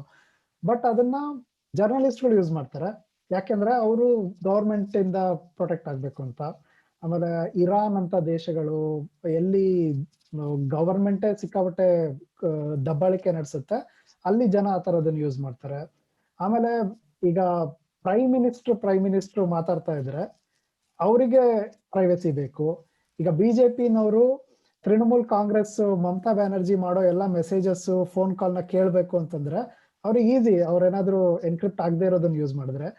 ಈ ತರ ಎಲ್ಲಾ ಕೇಸಸ್ಗೂ ಯೂಸ್ ಮಾಡ್ತಾರೆ. ಹಂಗಂತ ಇಲ್ಲಿ ಡ್ರಗ್ ಡೀಲರ್ಸ್ ಯೂಸ್ ಮಾಡಿದ್ರು ಅಂದಿದ ತಕ್ಷಣ ಅದನ್ನ ಅದೇ ಲೈಕ್ ಅದ್ ಬಳಸೋದೇ ಅದಕ್ಕೋಸ್ಕರ ಅಂತ ಆಗಲ್ಲ. ನೀವು ಅದನ್ನ ಟ್ಯಾಕಲ್ ಮಾಡ್ಬೇಕು. ಬಟ್ ಹೊಸ ಟೆಕ್ನಾಲಜಿ ಆದ್ರೆ ಹಂಗೆ ಜನಕ್ಕೆ ಭಯ ಇರುತ್ತೆ, ಅದು ಹೊಸದು ಅನ್ನೋದಕ್ಕೋಸ್ಕರ. ಆಮೇಲೆ ಈ ತರದ ನ್ಯೂಸ್ ಇದ್ರೆ ಅದನ್ನೇ ಜಾಸ್ತಿ ಚಾಲ್ತಿಗೆ ಬರುತ್ತೆ. ಹೌದು. ವಿಠಲ್, ಇವಾಗ ಐನೋ ಇದು ಇನ್ವೆಸ್ಟ್ಮೆಂಟ್ ಸೆಷನ್ ಅಲ್ಲ, ಇನ್ವೆಸ್ಟ್ಮೆಂಟ್ ಟಿಪ್ಸ್ ಅಲ್ಲ ಅಂತ ಯಾರಿಗಾದ್ರೂ ಬೇಜಾನ್ ಬೇರೆ ಕಡೆ ಎಲ್ಲ ದುಡ್ಡಿದೆ, ಬಿಟ್ ಕಾಯಿನ್ ಅಲ್ಲೂ ಒಂದ್ ಸ್ವಲ್ಪ ಹಂಗೆ ದುಡ್ಡು ಚೆಲ್ಲೋಣ ಅಂದ್ರೆ is it a good time for India, I mean Indians, Stockholm ಅಲ್ಲಿರೋ ಇಂಡಿಯನ್ಸ್ಗೆ ಅಪ್ಲಿಕಬಲ್ ಅಲ್ಲ, ಇಂಡಿಯಾದಲ್ಲಿರೋ ಇಂಡಿಯನ್ಸ್ಗೆ ಇದು ಒಳ್ಳೆ ಐಡಿಯಾನ ಡೈವರ್ಸಿಫೈ ಮಾಡ್ಬೋದಾ? What is your suggestion? ನನ್ನ ಸಜೆಷನ್ ಏನಂದ್ರೆ, ಕಾಮನ್ ಇದರಲ್ಲಿ ಹೇಳ್ತಾರೆ, you invest only that money which you are ready to forget. ನಿಮಗೆ ಆ ದುಡ್ಡು ಕಳ್ಕೊಂಡ್ರೆ ನಿಮ್ಗೆ ಏನು ಪ್ರಾಬ್ಲಮ್ ಆಗಲ್ಲ ಅಂತ ಹೇಳಿದ್ರೆ, ಆ ಎಷ್ಟು ದುಡ್ಡು ನೀವು ಕಳ್ಕೊಳ್ಳೋಕೆ ರೆಡಿ ಇದ್ದೀರಿ ಅಷ್ಟು ಮಾತ್ರ ನೀವು ಇನ್ವೆಸ್ಟ್ ಮಾಡಬೇಕು. ಅದು ಬಿಟ್ಟು ಒಂಥರ ಜೂಜಾಟದ ತರ putting all eggs in one basket ಹಾಗೆ ಮಾಡಿದ್ರೆ ಅದು ಬಿಟ್ಕಾಯಿನ್ ಮಾತ್ರ ಅಲ್ಲ, ಯಾವುದೇ ಇದರಲ್ಲೂ ಸಮಸ್ಯೆ ಇದ್ದೇ ಇರುತ್ತೆ. ಬಿಟ್ಕಾಯಿನ್ ಅಲ್ಲಿ ಸ್ವಲ್ಪ ಜಾಸ್ತಿನೇ ಇರ್ಬೋದು, ಬಿಕಾಸ್ ಅದು ಇನ್ನೂ ರೆಗ್ಯುಲರೈಸ್ ಆಗಿಲ್ಲ, ಎಲ್ಲಾ ದೇಶದಲ್ಲಿ ಮಾನ್ಯತೆ ಇಲ್ಲ, ಪೊಲಿಟಿಷಿಯನ್ಸ್ ಮತ್ತೆ ಸಂಘ ಸಂಸ್ಥೆಗಳು ಇದನ್ನು ಹೇಗೆ ಕಂಟ್ರೋಲ್ ಮಾಡ್ಬೋದು ಮುಂದೆ ಅದು ಗೊತ್ತಿಲ್ಲ. So there is a huge risk factor.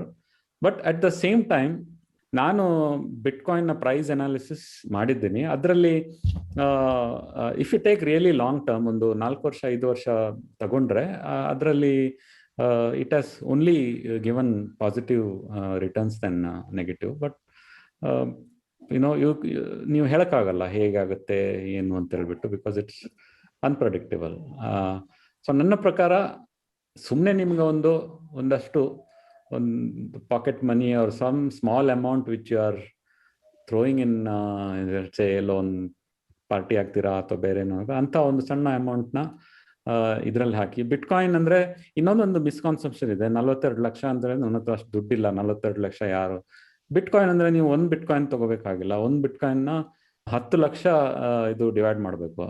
I think 1 million ಅನ್ಸುತ್ತೆ ಅಲ್ವಾ. ಸೊ 1 ಮಿಲಿಯನ್ ಇಂದ ಡಿವೈಡ್ ಮಾಡಿದ್ರೆ ಅದು ಎಷ್ಟು ಬರುತ್ತೆ ಅಷ್ಟು ತನಕ ನೀವು ತಗೋಬಹುದು. ಅಂದ್ರೆ 0.00001 ಬಿಟ್ಕಾಯಿನ್ ಬೇಕಿದ್ರು ಕೂಡ ನೀವು ತಗೋಬಹುದು. ಸೊ 100 ರೂಪಾಯೋ 1000ನೋ 10,000ನೋ, so any small amount you can invest and get a very fraction of ಇದು ಬಿಟ್ಕಾಯಿನ್.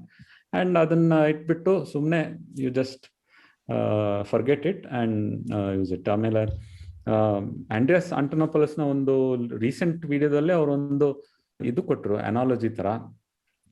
ಹೇಗಂದ್ರೆ, ನೀವು ಒಂದು ದೊಡ್ಡ ಶಿಪ್ ಇರುತ್ತೆ, ಕ್ರೂಸ್ ಶಿಪ್, ಅದರಲ್ಲಿ ನೀವು ಹೋಗ್ತಾ ಇರ್ತೀರಾ, ಎಲ್ಲೋ ಹೋಗ್ತಾ ಇರ್ತೀರಾ, ತುಂಬಾ luxury ship, everything is fine.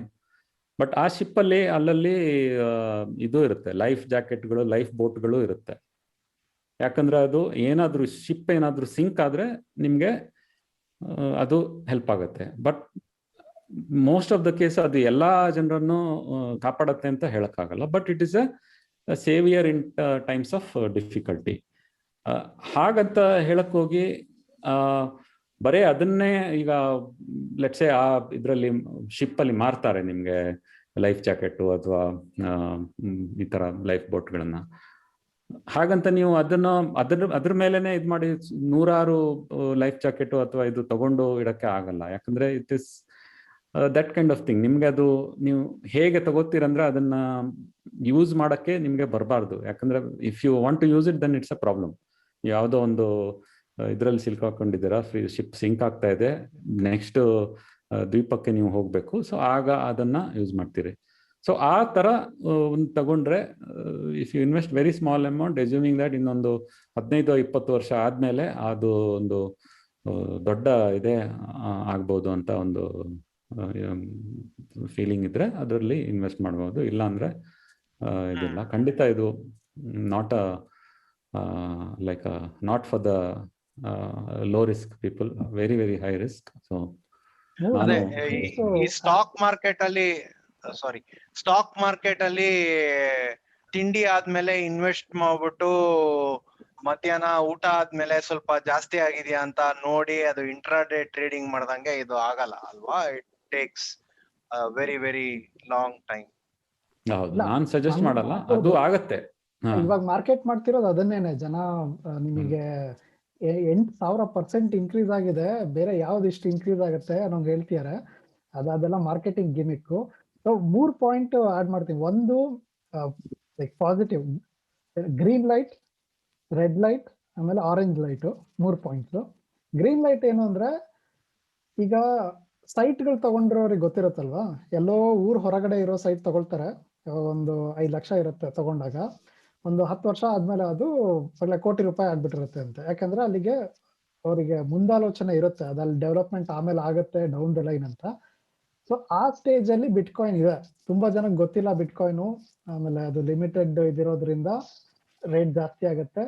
ಆಮೇಲೆ ವಾರನ್ ಬಫೆಟ್ ಕ್ಲಾಸಿಕ್ ಇದೆಯಲ್ಲ, B afraid when everybody is greedy, B greedy when everybody is afraid ಅಂತ. Everybody is afraid. ಸೊ ಎಲ್ಲರೂ ಹೆದರ್ತಿದ್ದಾರೆ ಅದನ್ನ ಅಂತಂದಾಗ, ಗಿವನ್ ನಿಮ್ಮ ಹತ್ರ ದುಡ್ಡು ಕಳ್ಕೊಳೋದಕ್ಕೆ ಇರೋಷ್ಟು ಇದೆ ದುಡ್ಡು ಅಂದ್ರೆ ಬಳಸ್ಬೋದು. ಅದು ಗ್ರೀನ್ ಲೈಟ್. ರೆಡ್ ಲೈಟ್ ಏನು ಅಂತಂದ್ರೆ, ನನ್ನ ಫ್ರೆಂಡ್ ಒಬ್ನು ಹೇಳ್ತಾ ಇರ್ತಾನೆ, bitcoin can any day become shitcoin ಅಂತ. ಸೊ ಅದು ನೆನಪಲ್ಲಿ ಇಟ್ಕೊಂಡಿರ್ಬೇಕು. ಯಾಕಂದ್ರೆ ಇದು ಹೊಸ ಟೆಕ್ನಾಲಜಿ. ಆಮೇಲೆ ಅದು ಜನ ಎಲ್ಲಾರು ಸೇರಿ ವ್ಯಾಲ್ಯೂ ಕೊಟ್ಟಿರೋದು, ಅಂದ್ರೆ ಡಿಮ್ಯಾಂಡ್ ಇಂದ ವ್ಯಾಲ್ಯೂ ಬಂದಿದೆ. ಸೊ ಅದು ನಾಳೆನೆ ಬೀಳ್ಬೋದು, ಏನು ಗ್ಯಾರಂಟಿ ಇಲ್ಲ. ಇವಾಗ ನಿಮ್ ಬ್ಯಾಂಕ್ ಅಲ್ಲಿ ದುಡ್ಡು ಇಟ್ರೆ ಅದಕ್ಕೆ ಅಟ್ಲೀಸ್ಟ್ ಯಾರಾದ್ರೂ ಗ್ಯಾರಂಟಿ ಕೊಡ್ತಾರೆ ನಾಳೆ ಇದು 0 ಆಗಲ್ಲ ಅಂತ. ಬಟ್ ಅದು ಇಂಡಿಯಾದಲ್ಲಿ ಫೇಲ್ ಆಗಿದೆ. ಕೋಆಪರೇಟಿವ್ ಬ್ಯಾಂಕ್ ಅಲ್ಲಿ ಇಟ್ಟಿದ್ದ ದುಡ್ಡು ಜನ ಕಳ್ಕೊಂಡು ಅದು ಆಗಿದೆ. ಸೊ ಹಂಗಿರುವಾಗ ಇಟ್ಸ್ ವೆರಿ ರಿಸ್ಕಿ. ಸೊ ಅದು ಲೈಕ್ ರೆಡ್. ನಿಮಗೆ ರಿಸ್ಕ್ ಅಪೆಟೈಟ್ ಇಲ್ಲ ಅಂದ್ರೆ, ಅಥವಾ ನೀವು ಬೇರೆಯವ್ರಿಗೆ ಹೇಳಿ ಹಾಕಿಸ್ತೀರಿ ಅಂದ್ರೆ ಮಾಡ್ಲೇಬೇಡಿ ಅದನ್ನ. ಬೇರೆ ಯಾರಿಗೂ ರೆಕಮೆಂಡ್ ಮಾಡಬೇಡಿ ಬಿಟ್ಕಾಯಿನ್ ಅಲ್ಲಿ ದುಡ್ಡು ಹಾಕೋದಕ್ಕೆ. ಯಾಕಂದ್ರೆ it's not a good recommendation to give. ಅವರಾಗಿ ಅವರು ಅರ್ಥ ಮಾಡ್ಕೊಂಡು ಏನ್ ರಿಸ್ಕ್ ಇದೆ ಅಂತ ಮಾಡಿದ್ರೆ ಒಳ್ಳೇದು. ಇಲ್ಲ ಅಂತಂದ್ರೆ you should not recommend. Bitcoin can become shitcoin any day. So ಹಂಗಿದೆ. ಮೂರನೇದು ಹೆಂಗೆ ತಗೊಳ್ಳೋದು ಅನ್ನೋದಿದೆಯಲ್ಲ, ಅದು ಇಟ್ಸ್ ನಾಟ್ ಈಸಿ. ನೀವು ಸ್ವಲ್ಪ ರಿಸರ್ಚ್ ಮಾಡಬೇಕು. ಇವಾಗ ವಿಠಲ್ ಅವ್ರು ಹೇಳಿದ್ರಲ್ಲ, ಆಂಡ್ರಿಯಾಸ್ ಆಂಟೋನೋಪೋಲಿಸ್ ಅಂತ, ಅವರೊಬ್ಬ ಹಿಂಗೆ ಬಿಟ್ಕಾಯಿನ್ ಬಗ್ಗೆ ತುಂಬಾ ಟಾಕ್ ಗಳನ್ನ ಕೊಡ್ತಾರೆ, ಪಾಡ್ಕಾಸ್ಟ್ ಗಳಲ್ಲಿ ಮಾತಾಡಿದ್ದಾರೆ. ಅವ್ರ ಪಾಡ್ಕಾಸ್ಟ್ ಕೇಳ್ಬೋದು ನೀವು. ತುಂಬಾ ಒಳ್ಳೆ ಇನ್ಫಾರ್ಮೇಶನ್ ಸಿಗುತ್ತೆ. ಯಾಕಂದ್ರೆ ಈ ತುಂಬಾ ಜನ ಮಾರ್ಕೆಟ್ ಮಾಡ್ತಿರೋದೇನು ಅಂದ್ರೆ, ನೀವು ಟ್ರೇಡ್ ಮಾಡ್ಬೋದು ಬಿಟ್ಕಾಯಿನ್ ಅಂತ ಹೇಳ್ತೀರ. That doesn't mean you will own the bitcoin. ನೀವು ಬರೀ ಯೂಸ್ ಆಡ್ದಂಗೆ, ಬಿಟ್ಕಾಯಿನ್ ಇವಾಗ ಈ ಪ್ರೈಸ್ ಇದೆ ನನಗೆ ಕೊಡು, ನಾಳೆ ಈ ಪ್ರೈಸ್ ಆಗುತ್ತೆ ಮಾರು ಅನ್ನೋ ತರ ಮಾಡೋದು. ಆಮೇಲೆ ಬಿಟ್ಕಾಯಿನ್ ಪರ್ಚೇಸ್ ಮಾಡೋದ್ರಲ್ಲೂ ವ್ಯಾಲೆಟ್ ಗಳಂತ ಇದೆ, ಸೆಲ್ಫ್ ಹೋಸ್ಟೆಡ್ ವ್ಯಾಲೆಟ್ ಅಂತಿದೆ, ಸೆಲ್ಫ್ ಕಸ್ಟಡಿ ಅಂತಿದೆ. ಅಂದ್ರೆ ನೀವೇ ಕಂಪ್ಲೀಟ್ ಆಗಿ ಓನ್ ಮಾಡೋದಕ್ಕೂ ಇನ್ನೊಬ್ನಿಗೆ ಕೊಡೋದಕ್ಕೂ, ಅಲ್ಲಿ ಇನ್ನೊಬ್ನಿಗೆ ಕೊಟ್ರೆ ಅವನು ನಾಮ ಹಾಕ್ಬೋದು ನಿಮಗೆ. ಸೊ ಅದು ತಲೆಯಲ್ಲಿ ಇರಬೇಕು. It's not very easy to buy. ನಿಮ್ಮ ರಿಸರ್ಚ್ ನೀವು ಮಾಡ್ಲೇಬೇಕು. ವಿಠಲ್, ನೀವು ಸ್ಟಾರ್ಟಿಂಗ್ ಅಲ್ಲಿ 10 ಸೆಕೆಂಡ್ ಈ ಬುಕ್ ನ ಚೆಕ್ ಅಂತ ತೋರಿಸಿ ಹೈಡ್ ಮಾಡ್ಬಿಟ್ರಿ, ಸ್ಟೇಜ್ ಸೀಕ್ರೆಟ್ ತರ. ಇನ್ನೊಂದ್ಸಲಿ ಪುಸ್ತಕ ತೋರಿಸಿ ಅದ್ ಎಲ್ ಸಿಗುತ್ತೆ ಅಂತ ಹೇಳಿ ನಮ್ಗೆ ತಿಳಿಸ್ಕೊಡಿ. Thank you. ಓಕೆ, ಸೊ ಈ ಪುಸ್ತಕ ನಿಗೂಢ ನಾಣ್ಯ ಈ ಪುಸ್ತಕದ ರೂಪದಲ್ಲಿ ಮೊದಲು ಬಿಡುಗಡೆ ಆಗಿತ್ತು. ಇದು ಪ್ರಿಂಟೆಡ್ ಪುಸ್ತಕ ಇರಲಿಲ್ಲ. ಮೈಲ್ಯಾಂಗ್ ಅಲ್ಲಿ mylang.in ಹೋಗಿ ನೀವು ನಿಗೂಢ ನಾಣ್ಯ ಅಂತ ಹುಡುಕಿದ್ರೆ, ಅಥವಾ ನನ್ನ ಹೆಸರು ವಿಠಲ್ ಶೆಣೈ ಅಂತ ಹುಡುಕಿದ್ರೆ ನಿಮಗೆ ಬುಕ್ಸ್ಗಳು ಸಿಗುತ್ತೆ. ಈ ಬುಕ್ ಕೂಡ ಅಲ್ಲಿ ಸಿಗುತ್ತೆ. ಇದು ಈ ಬುಕ್ ಆಗಿ ಬಿಡುಗಡೆ ಆದ ಸ್ವಲ್ಪ ಸಮಯದ ನಂತರ ಇದನ್ನು ಪ್ರಿಂಟೆಡ್ ಬುಕ್ ಆಗಿ ಮೈಲ್ಯಾಂಗ್ ಅವರೇ ಪಬ್ಲಿಷ್ ಮಾಡಿದ್ದಾರೆ. ಸೊ ಪ್ರಿಂಟ್ ಬುಕ್ ಕೂಡ ಅವರ ವೆಬ್ಸೈಟ್ ಅಲ್ಲೇ ಒಂದು ಸೆಕ್ಷನ್ ಇದೆ, ಪ್ರಿಂಟ್ ಬುಕ್ ಅಂತ ಹೇಳ್ಕೊಂಡು. mylang.in ಅಥವಾ mylangbooks.com ಹೊರಗಡೆ ಇರೋರಿಗೆ, ಇಂಡಿಯಾದಲ್ಲಿ ಇರೋರಿಗೆ mylang.in. ಅಲ್ಲಿ ಪ್ರಿಂಟ್ ಬುಕ್ ಸೆಕ್ಷನ್ ಅಲ್ಲಿ ಕೂಡ ಈ ಬುಕ್ ಅವೈಲಬಲ್ ಇದೆ. ಪ್ಲಸ್ ನವಕರ್ನಾಟಕ ಬುಕ್ ಶಾಪ್ಸ್ ಅಲ್ಲಿ ಮೋಸ್ಟ್ಲಿ ಅವೈಲಬಲ್ ಇರ್ಬೋದು. ನವಕರ್ನಾಟಕ ಮತ್ತೆ ಟೋಟಲ್ ಕನ್ನಡ ಬೆಂಗಳೂರಲ್ಲಿ. ನವಕರ್ನಾಟಕ ಬೇರೆ ಊರಿನ ಶಾಖೆಗಳಲ್ಲೂ ಸಿಗಬಹುದು, ನೀವು ಕೇಳ್ಕೊಂಡು ಇದು ಮಾಡಿದ್ರೆ ಸಿಗುತ್ತೆ. ಸದ್ಯಕ್ಕೆ ಆಡಿಯೋ ಬುಕ್ ಇಲ್ಲ, ಯಾಕಂದ್ರೆ ಇದರಲ್ಲಿ ಸುಮಾರು ಎಕ್ಸ್ಪ್ಲನೇಷನ್, ಪಿಕ್ಚರ್ಸ್ ಎಲ್ಲ ಇದೆ. ಸೊ ಅದರಿಂದ ಆಡಿಯೋ ಬುಕ್ ಮಾಡೋಕ್ಕೆ ಆಗಿಲ್ಲ. So these are the places you can ಈ ಪುಸ್ತಕವನ್ನ ಕೊಂಡು ಓದ್ಬೋದು. ಓದಿ ಕಾನ್ವರ್ಸೇಷನ್ ಕೇಳಿದವರಿಗೆ ಅರ್ಥ ಆಗತ್ತೆ ಯಾಕೆ ಆಡಿಯೋ ಬುಕ್ ಕಷ್ಟ ಆಗತ್ತೆ ಅಂತ. ನಾವು ಪ್ರಯಾಸ ಪಟ್ಟು ಎಕ್ಸ್ಪ್ಲೈನ್ ಮಾಡೋದಕ್ಕೆ ಟ್ರೈ ಮಾಡಿದೀವಿ. ಸೊ ಬುಕ್ ಅಲ್ಲಿ ಇನ್ನೂ ತುಂಬಾ ಚೆನ್ನಾಗಿ, ತುಂಬಾ ಡೀಟೇಲ್ಡ್ ಆಗಿ ಎಕ್ಸ್ಪ್ಲನೇಷನ್ ಇದೆ, ಮತ್ತೆ ಎಂಟರ್ಟೈನಿಂಗ್ ಆಗಿದೆ, ಕತೆ ಇದೆ ಅದರಲ್ಲಿ. ಸೊ ಒಂದ್ ಕ್ವಶನ್, ಬಿಟ್ ಕಾಯಿನ್ ಕೊಟ್ಟು ನೀವು ಬುಕ್ ಪರ್ಚೇಸ್ ಮಾಡ್ಬೋದಾ? ಆಕ್ಚುಲಿ ನೀವು ತಮಾಷೆಗೆ ಹೇಳಿರ್ಬೋದು, but one point of time ನಾನು ಅದೇ ಥಿಂಕ್ ಮಾಡ್ತಾ ಇದ್ದೆ, ಈ ಪುಸ್ತಕವನ್ನ ಥ್ರೂ ಬಿಟ್ ಕಾಯಿನ್ ಕೂಡ ಪರ್ಚೇಸ್ ಮಾಡೋ ತರ ಇರಬೇಕು ಅಂತ. But I didn't get so adventurous. ಇದು ಪಬ್ಲಿಷ್ ಮಾಡಿದ್ದೆ ಒಂದ್ ಸ್ವಲ್ಪ ಅಡ್ವೆಂಚರ್ ಅಂತ ತಿಳ್ಕೊತೀನಿ.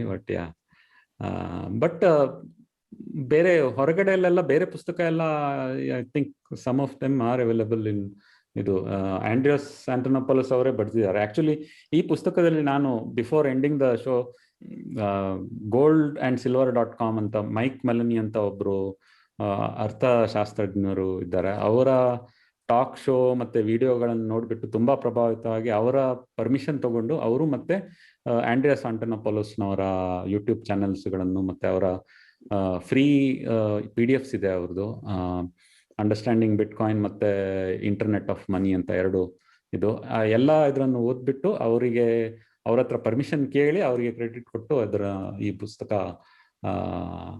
ಬರೋದಕ್ಕೆ ಸಾಧ್ಯ ಆಯ್ತು. ಇಲ್ಲಾಂದ್ರೆ ಕೇವಲ ಕತೆ ಅಥವಾ ಕೇವಲ ಟೆಕ್ನಾಲಜಿ ಆಗಿದ್ದಿದ್ರೆ ಇದು ಅಷ್ಟು ರುಚಿಕರ ಆಗ್ತಿರ್ಲಿಲ್ಲನೋ ಈ ಒಂದು ಅಡುಗೆ ಅಂತ ನನ್ನ ಇದು.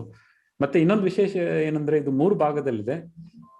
ಭಾಗ 1 ಮತ್ತೆ ಭಾಗ 3 ಮೋಸ್ಟ್ಲಿ ಕತೆ ಇದೆ.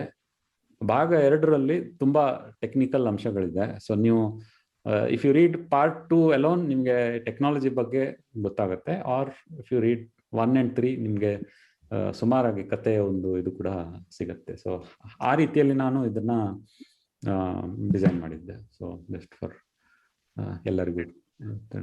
Thank you so much Vittal, ಬಂದಿದ್ದೀರಾ, ಬಂದು ಕಾರ್ಯಕ್ರಮ ನಡೆಸ್ಕೊಟ್ಟಿದ್ದೀರಾ, ಬಿಟ್ಕಾಯಿನ್ ಬಗ್ಗೆ ಹೇಳಿದೀರಾ. ನಿಮ್ ಹತ್ರ ಒಂದ್ 50-60 ಬಿಟ್ಕಾಯಿನ್ ಇದೆ ಅನ್ನೋ ನಿಜಾನ ಹೇಳ್ಬಿಡ್ಲಾ ಎಲ್ಲಾರ್ಗು, ಅಥವಾ ಇವಾಗ ಬೇಡ? ಇಲ್ಲ, ನಾನು ಆಗ್ಲೇ ಹೇಳಿದ್ದೆ, ನಾನು ಇದ್ರಲ್ಲಿ ಸಮಯ ತೊಡಗಿಸಿದ್ದೀನಿ, ದುಡ್ಡು ತೊಡಗಿಸಿಲ್ಲ. ಸುಮಾರು ಜನ ಈ ಕ್ವಶನ್ ಕೇಳ್ತಾರೆ, ಎಷ್ಟಿದೆ ನಿನ್ನ ಹತ್ರ ಬಿಟ್ಕಾಯಿನ್?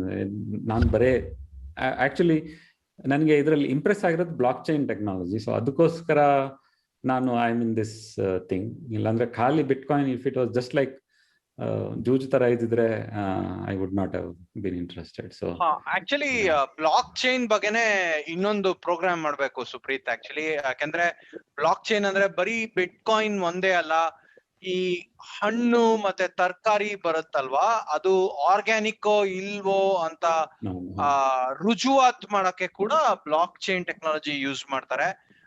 ಕೃಷಿನಲ್ಲಿ ಯೂಸ್ ಮಾಡ್ತಾರೆ ಬ್ಲಾಕ್ ಚೈನ್ ಟೆಕ್ನಾಲಜಿನ. ಮತ್ತೆ ಈ ವ್ಯಾಕ್ಸಿನ್ ಅಥವಾ ಮೆಡಿಸಿನ್ಸ್ ಟ್ರಾನ್ಸ್ಪೋರ್ಟ್ ಮಾಡ್ಬೇಕಾದ್ರೂ ಬ್ಲಾಕ್ ಚೈನ್ ಟೆಕ್ನಾಲಜಿನ ಯೂಸ್ ಮಾಡ್ತಾರೆ.